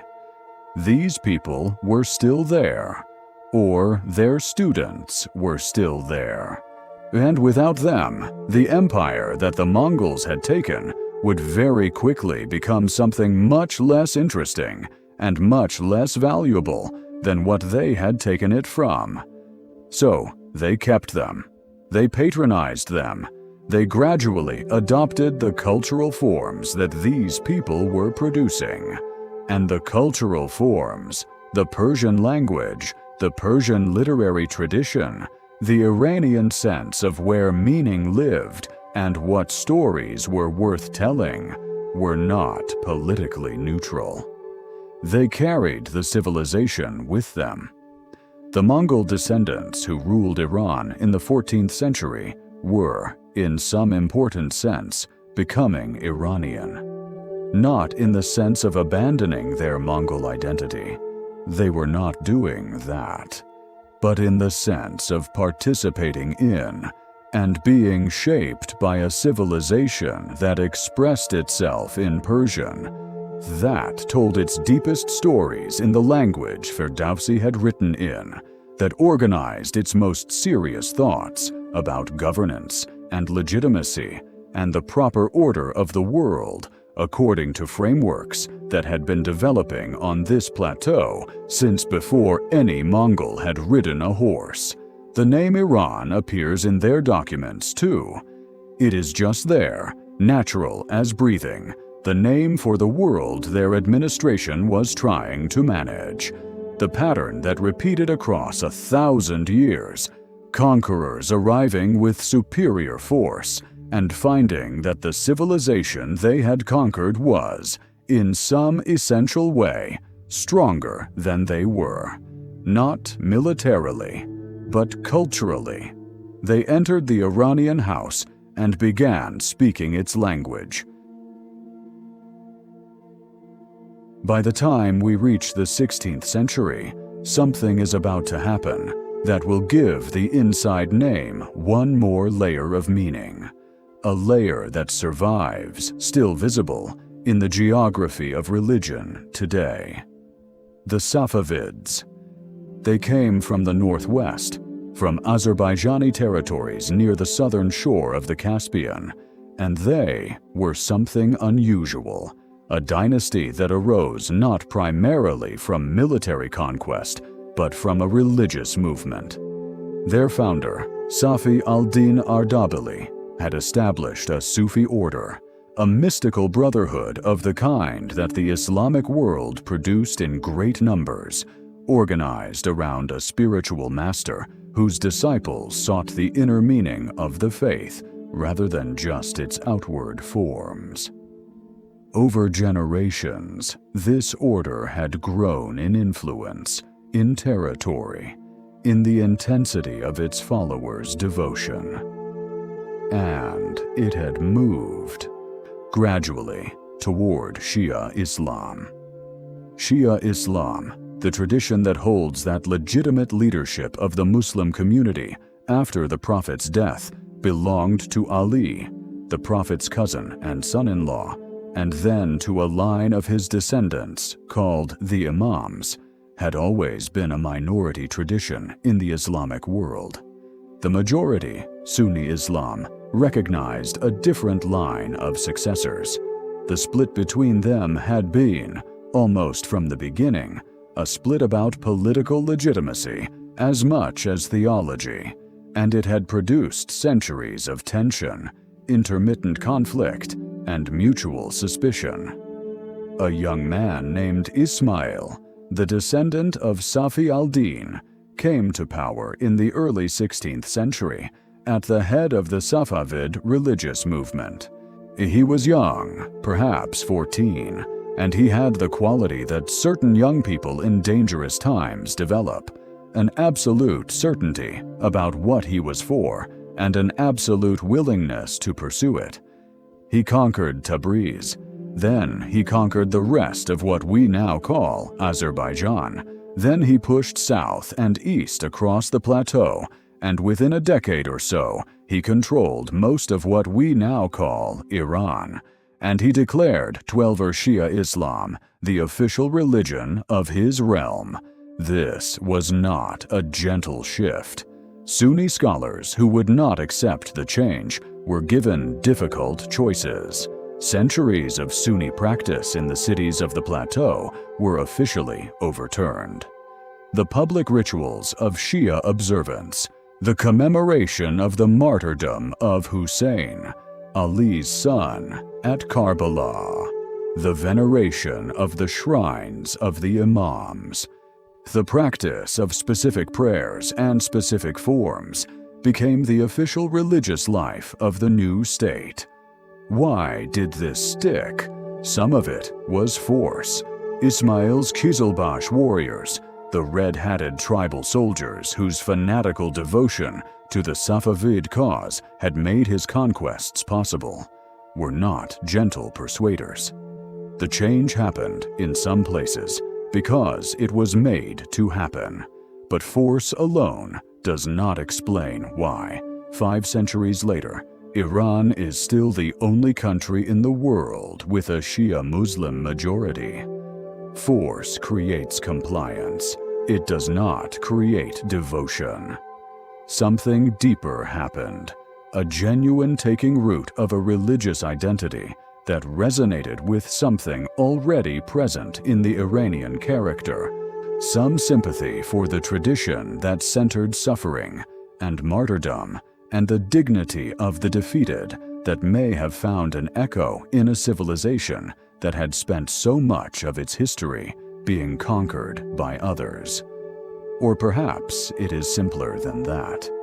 Perhaps the Shahnameh had something to do with it, a culture that had been telling itself stories about tragic heroes, about Siavash who died innocent, about Rostam who unknowingly killed his own son, about Khosrow who disappeared into the sacred mountain at the height of his glory, was perhaps more prepared than most to receive a religious tradition that placed a tragic martyrdom at its center. Whatever the reason, Iran became Shia, and in becoming Shia, it became distinguishable, permanently, visibly, practically, from the Ottoman Empire to the west, which was Sunni, and from the Mughal Empire to the east, which was also Sunni. The religious boundary that the Safavids drew around the plateau corresponded roughly to what we now recognize as the borders of Iran. They made Iran in something very close to its modern shape, and in their official documents, their chancery correspondence, their treaties and administrative records, they called it Iran. The Mamlek-e-Iran, the territories of Iran. The name that had been living in inscriptions and poems for 2,000 years was now the working vocabulary of a state apparatus. Outside Iran, Europeans continued to say Persia. Merchants came to Persia for silks and carpets and spices. Diplomats negotiated with the Persian king. Travelers wrote accounts of their time in Persia. Maps were labeled Persia. The gap between the inside name and the outside name was as wide as it had ever been. But inside, in the language that Iranians used with each other, in the poetry they wrote, and the prayers they said, and the way they described their own world to themselves, Iran, always Iran, the gardens of Isfahan, the blue domes catching the evening light, the water running in stone channels beneath the shade of old trees. Iran had found its modern shape. There is an image that has been associated with Iran for so long that it has become almost a cliché, but like most clichés, it contains something true. The garden, the walled garden, the paradise garden, and the word paradise is itself Iranian, from the old Persian word Paradisa, which meant an enclosed garden, a park, a place set apart from the surrounding landscape by a wall and filled with water and shade and controlled beauty. The word traveled into Greek and then into Latin and then into all the European languages that inherited Latin, and along the way it shed its connection to any particular piece of ground and became the name for the highest possible state of bliss, the realm of the divine, the world before the fall.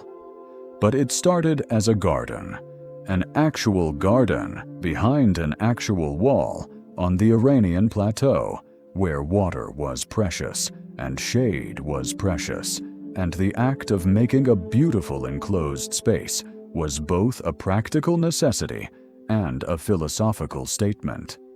The statement the Persian garden makes is the same statement the whole civilization makes, in different registers. That the world outside the wall is harsh and unpredictable, and does not particularly care about human beings, and that inside the wall, with effort and intelligence and patience, something can be made that is beautiful and ordered and nourishing, that the act of making beauty is not a luxury or an escape, but a necessity, a way of insisting on meaning in a landscape that does not automatically provide it.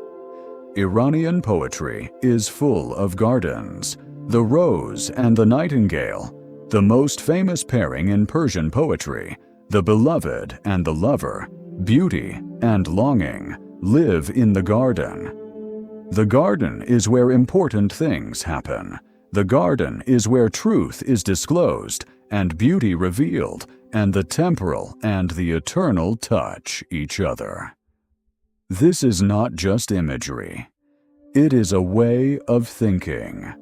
The philosopher-poets of the Persian tradition, the Sufi masters who wrote in images that worked simultaneously at the level of the literal and the symbolic, understood the garden as a model for the inner life.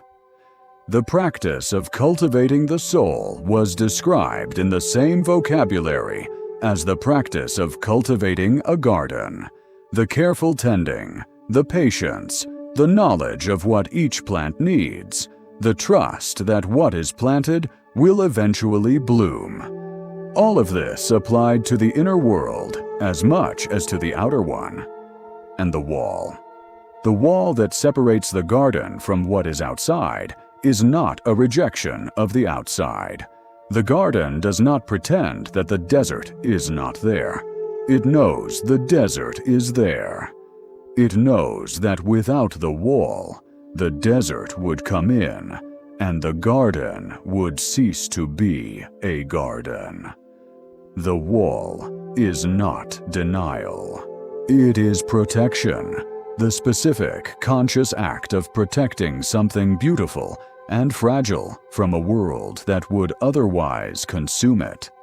Iranian civilization has always known about walls, not physical walls exactly, though the Great Walls built to stop steppe nomads from the north are real enough. But the more intimate walls of language and story and shared memory that protect an identity from being dissolved by the much larger world pressing against it from every side. The Qanat channels that bring water across the desert. The Shahnameh that carries the story forward across the centuries. The fire that burns in the temple through the changes of dynasties. The Persian language that absorbs every shock and comes out the other side, still recognizably itself. These are gardens. These are things that have been made and maintained inside walls, protected from the desert by the continuous effort of the people who understood what they were worth. Every night that Iranians have been telling each other the stories of Rustam and Zahak, every night that a poet has sat with a candle and a blank page and tried to say something true in Persian, every night that a family has gathered in a garden behind a wall with water running through stone channels and the smell of roses in the air, they have been maintaining the garden. 3,000 years of maintenance. That is what a name like Iran carries, not just a word, a garden, and behind it, the desert that is always there, and the wall that has held. By the 19th century, the world had changed in ways that the Iranian plateau had not quite kept pace with. The Qajar dynasty, a Turkic tribal confederation that had pulled Iran back together after a chaotic period in the 18th century, ruled from Tehran. They were not incompetent rulers. They were intelligent people trying to navigate an extraordinarily difficult situation, a country with enormous historical depth and a wounded pride confronting, on its borders, two of the most aggressive imperial powers the world had yet produced. Russia was coming from the north, the Russian Empire expanding through the Caucasus with industrial-era military technology that the Qajar forces simply could not match, peeled away territories that had been Iranian, culturally, linguistically, historically, for centuries.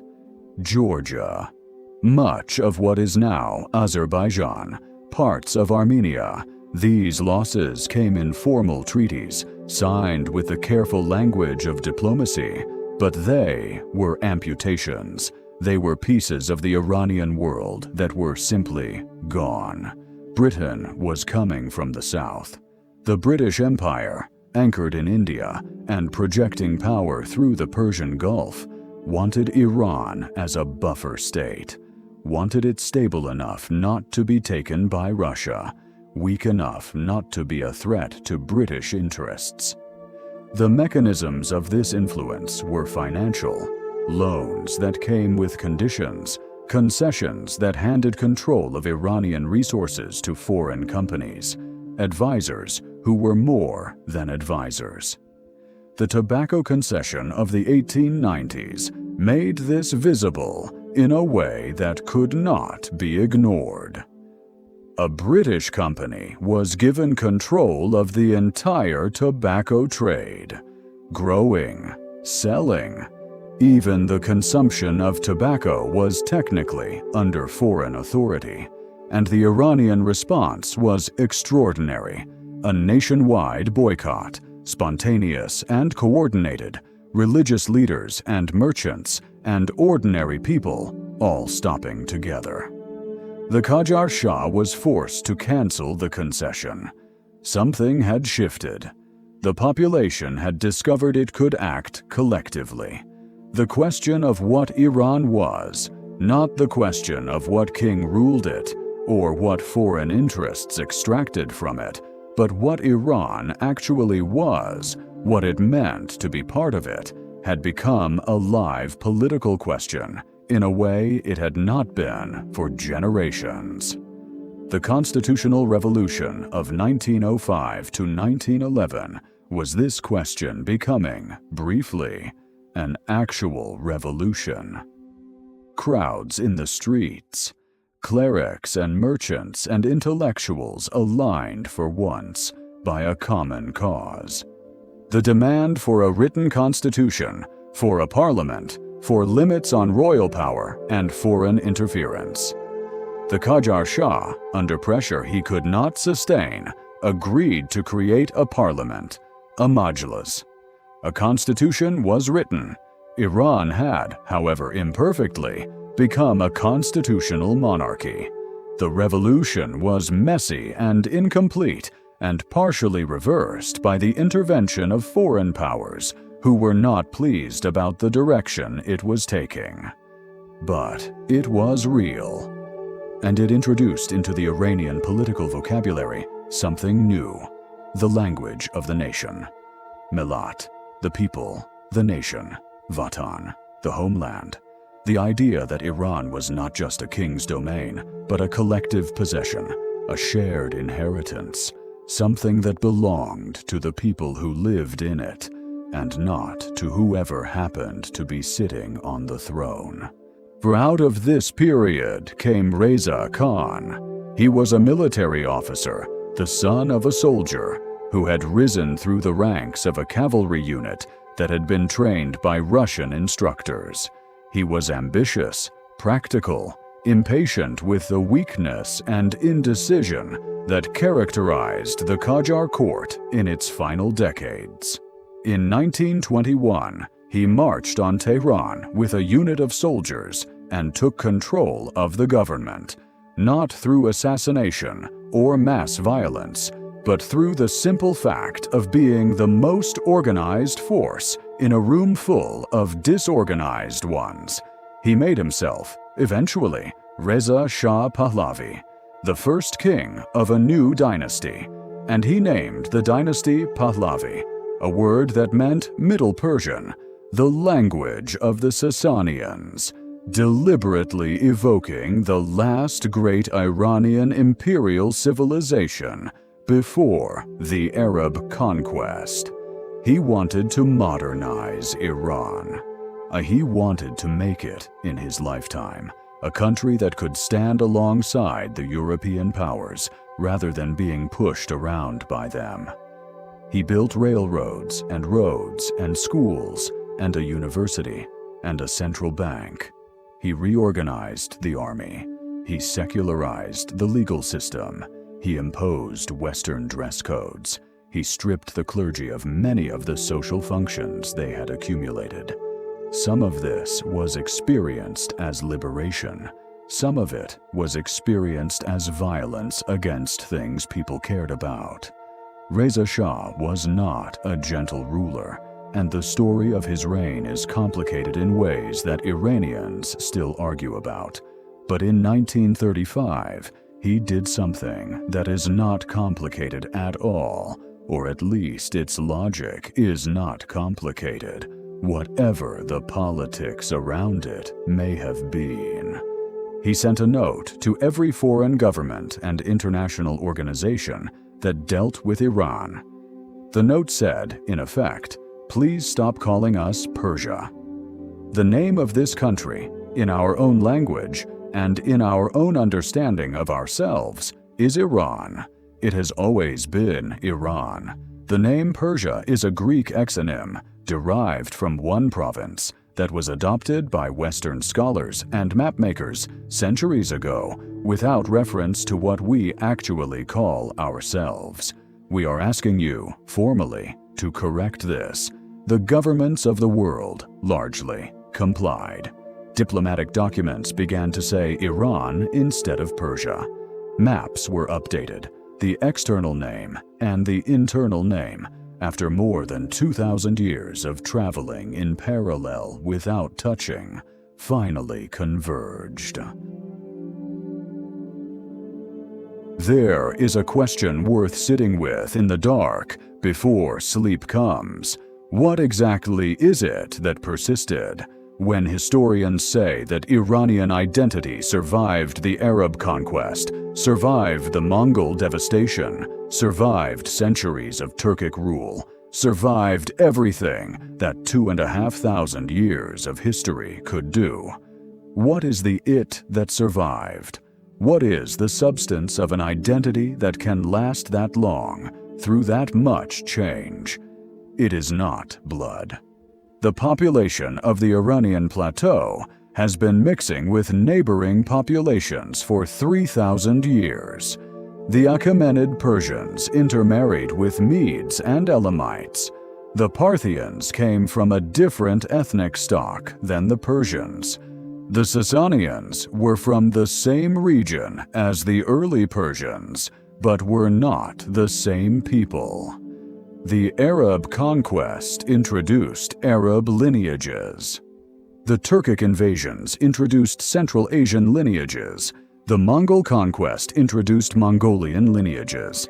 After 3,000 years of this, the idea that there is some pure genetic continuity running from CYRUS to a person living in Tehran today is not just unprovable, it is almost certainly wrong.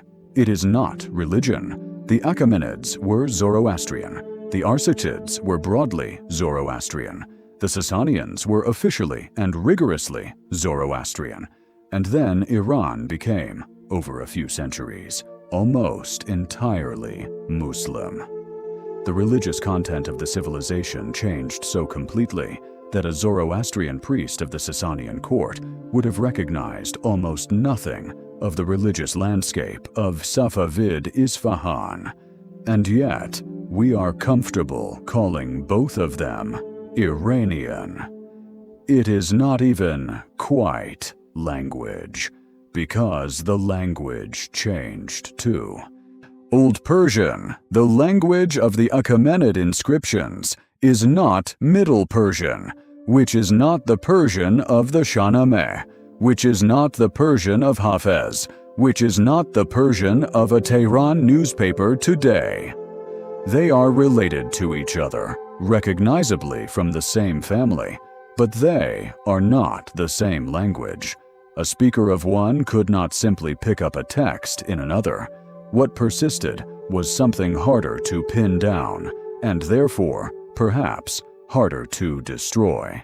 It was a way of relating to a specific landscape, the specific quality of attention that this land demanded and produced, the specific aesthetic sensibility, the preference for complexity over simplicity, for depth over surface, for the thing that holds multiple meanings simultaneously over the thing that means only one thing, that the plateau's difficult beauty seems to cultivate in the people who live on it long enough.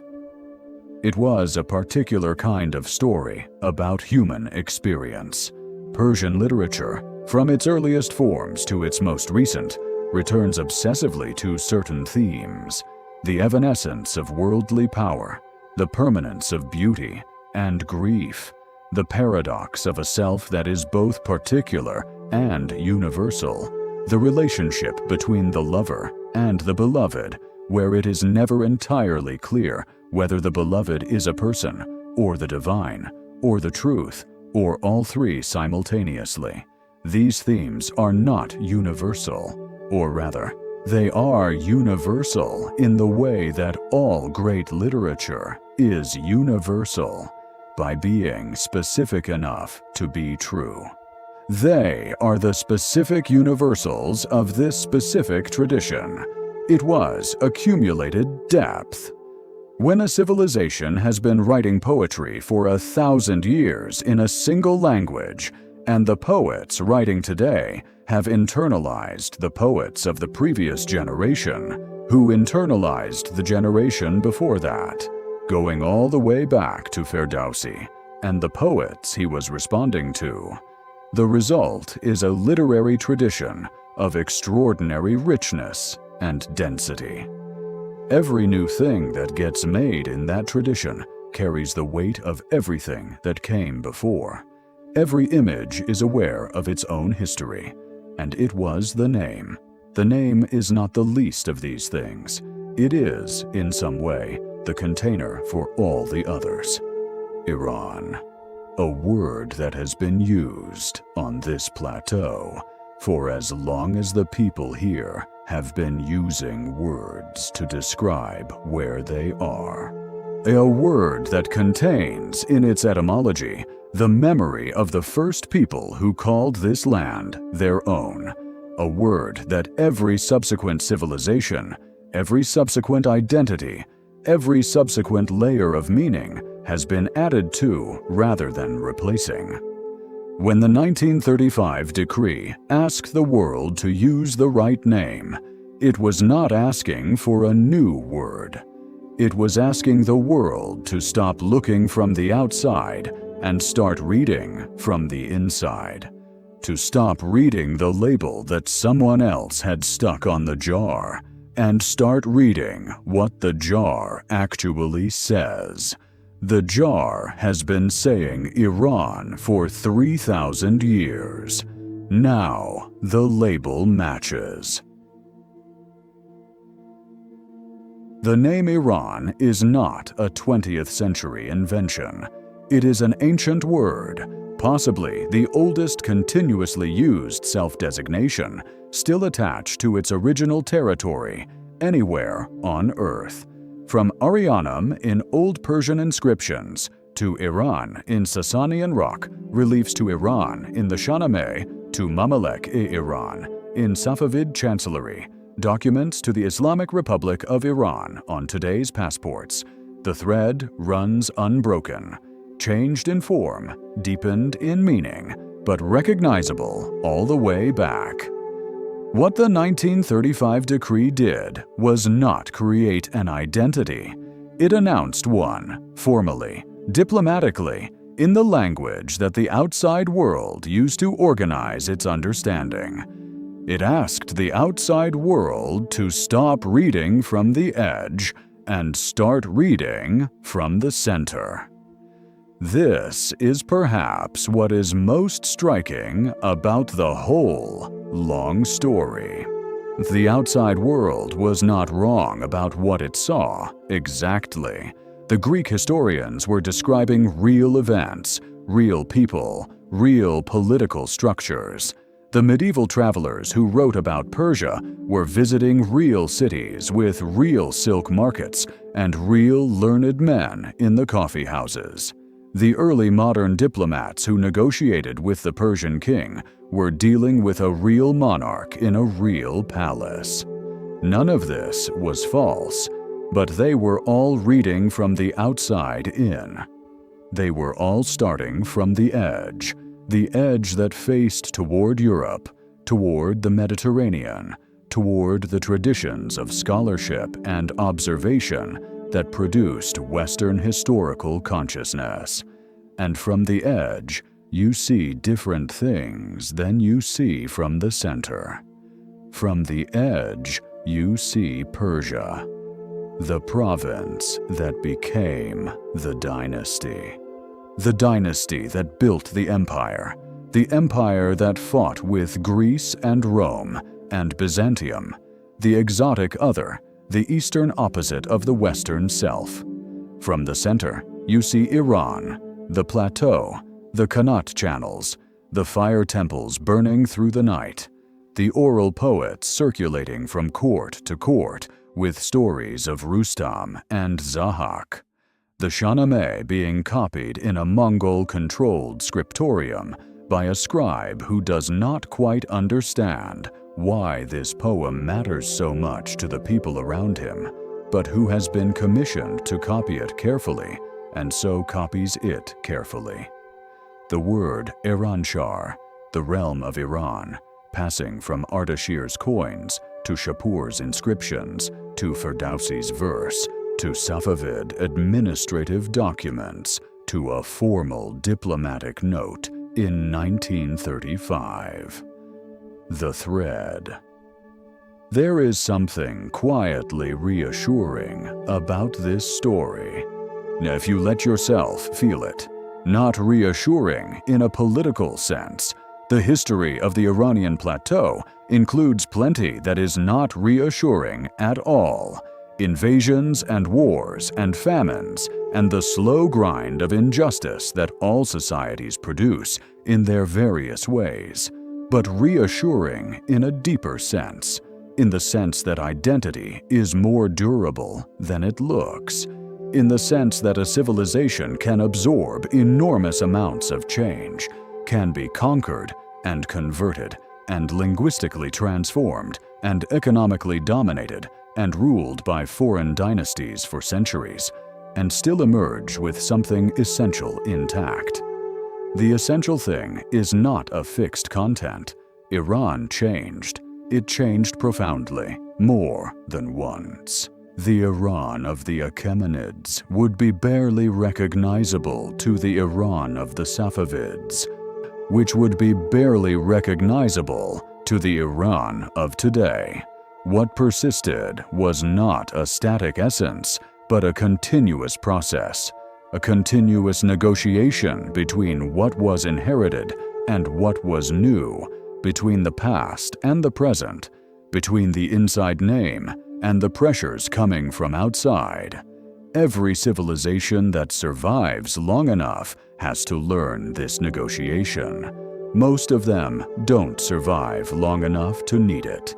The ones that do develop, over time, a particular kind of resilience that is not the resilience of hardness, not the resilience of the thing that refuses to bend, but the resilience of water, of the river that finds its way around every obstacle and continues, changed in its course, but continuous in its flowing, toward wherever it is going.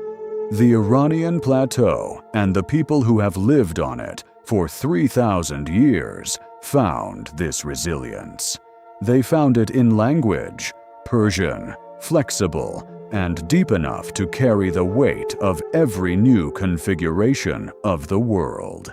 They found it in story, the Shahnameh and the epic tradition it crystallized, which gave every generation access to the whole long memory of what had come before. They found it in place, that specific landscape of mountain and desert and fertile valley and Connaught Channel, that particular quality of light on those particular mountains, that specific relationship between people and land that no amount of political change could entirely erase. Tonight, somewhere in Iran, in Isfahan, or Shiraz, or Tehran, or one of the smaller cities in the mountains or the valleys, someone is reciting lines from the Shahnameh. They have been doing this for 1,000 years, and they will be doing it in some form 1,000 years from now. The fires are still burning. They have always been burning. That is what it means, across 3,000 years of everything that history can do, to be called by your own name.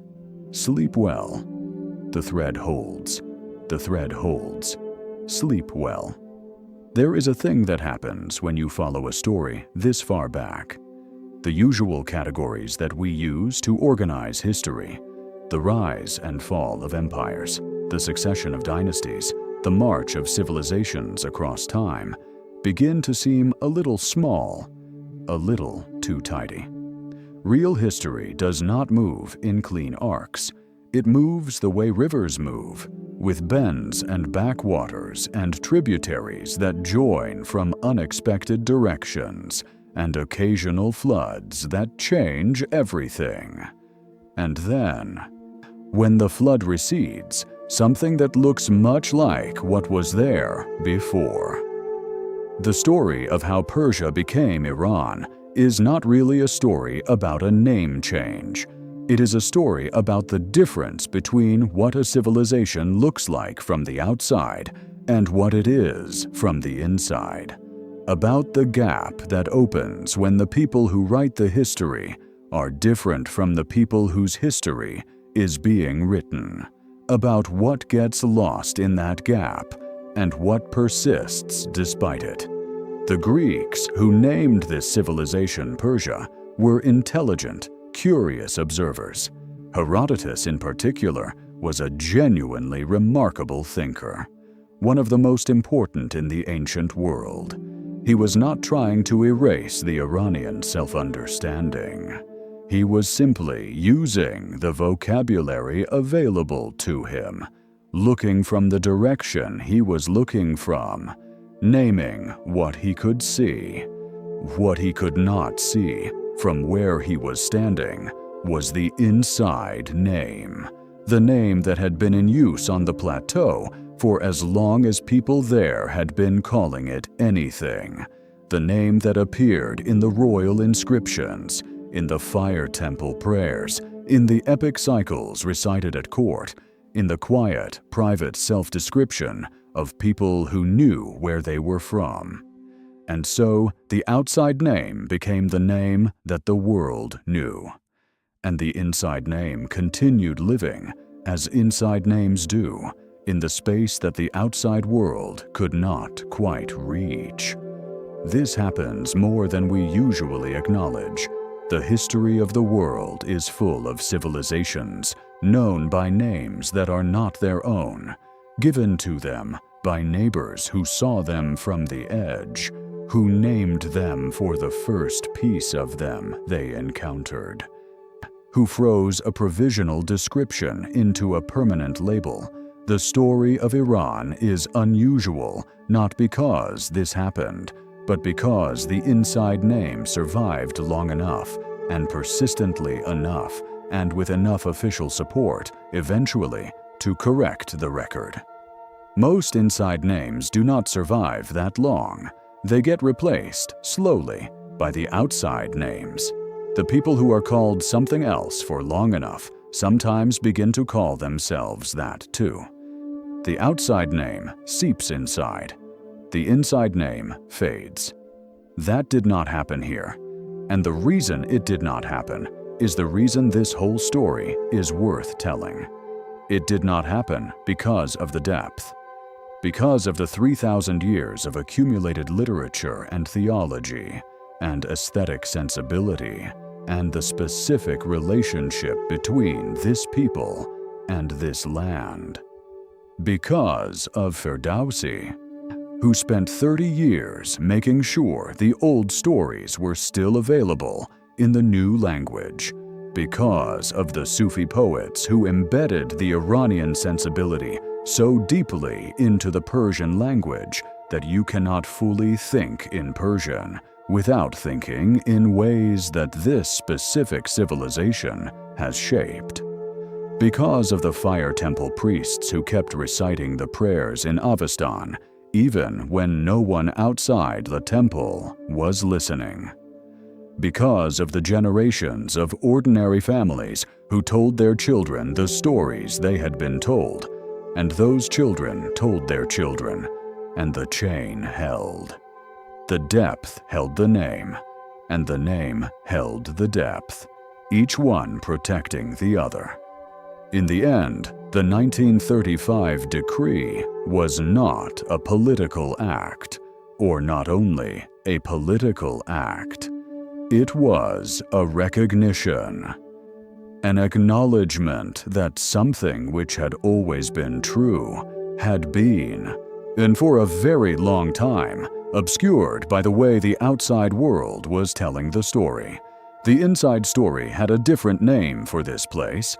It always did, Iran. And now, in the quiet, in the last moments before sleep comes, you can let that word rest in you.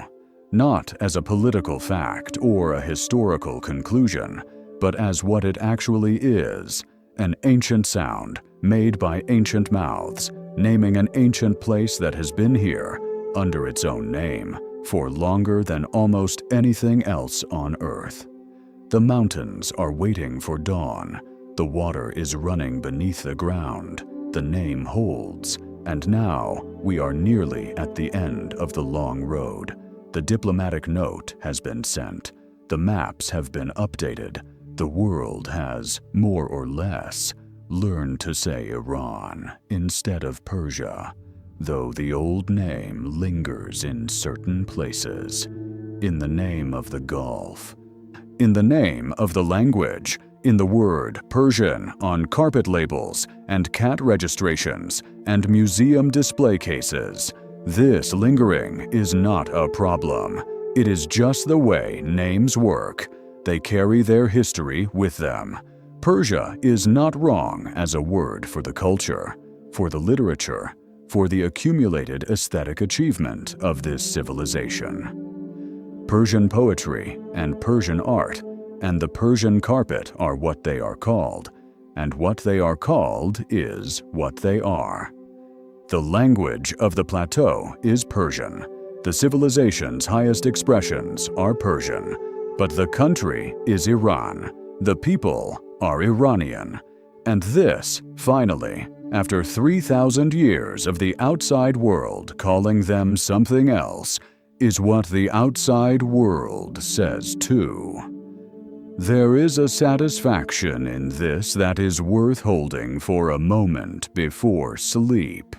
Not the satisfaction of a victory exactly. The naming correction was not a war, and winning a diplomatic argument is not the same as winning a war. But the satisfaction of a correction, of a long misunderstanding finally being addressed, of the inside and the outside finally saying the same thing, and something else, perhaps more important. The satisfaction of continuity, of the knowledge that something so apparently fragile as a name, as a word that a people use for themselves, in their own language, in their own private self-understanding, can survive 2,500 years of people calling them something else, survive invasions and conversions, and the slow grinding weight of other people's categories, survive everything that history can do, and still be there, still accurate, still pointing toward the same place and the same people and the same long accumulated meaning. The Iranian plateau is quiet now.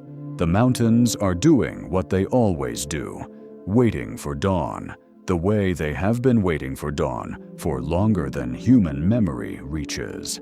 The qanats are running under the ground, doing their patient hydraulic work, moving water from the mountains to the fields the way they have been doing for 2,000 years. Somewhere, a fire is burning. Not the great Zoroastrian ceremonial fires that once marked the presence of the sacred at the center of the empire, but something more modest, more domestic, the kind of fire that people everywhere make when they are cold and want warmth and want the reassurance of light in the darkness.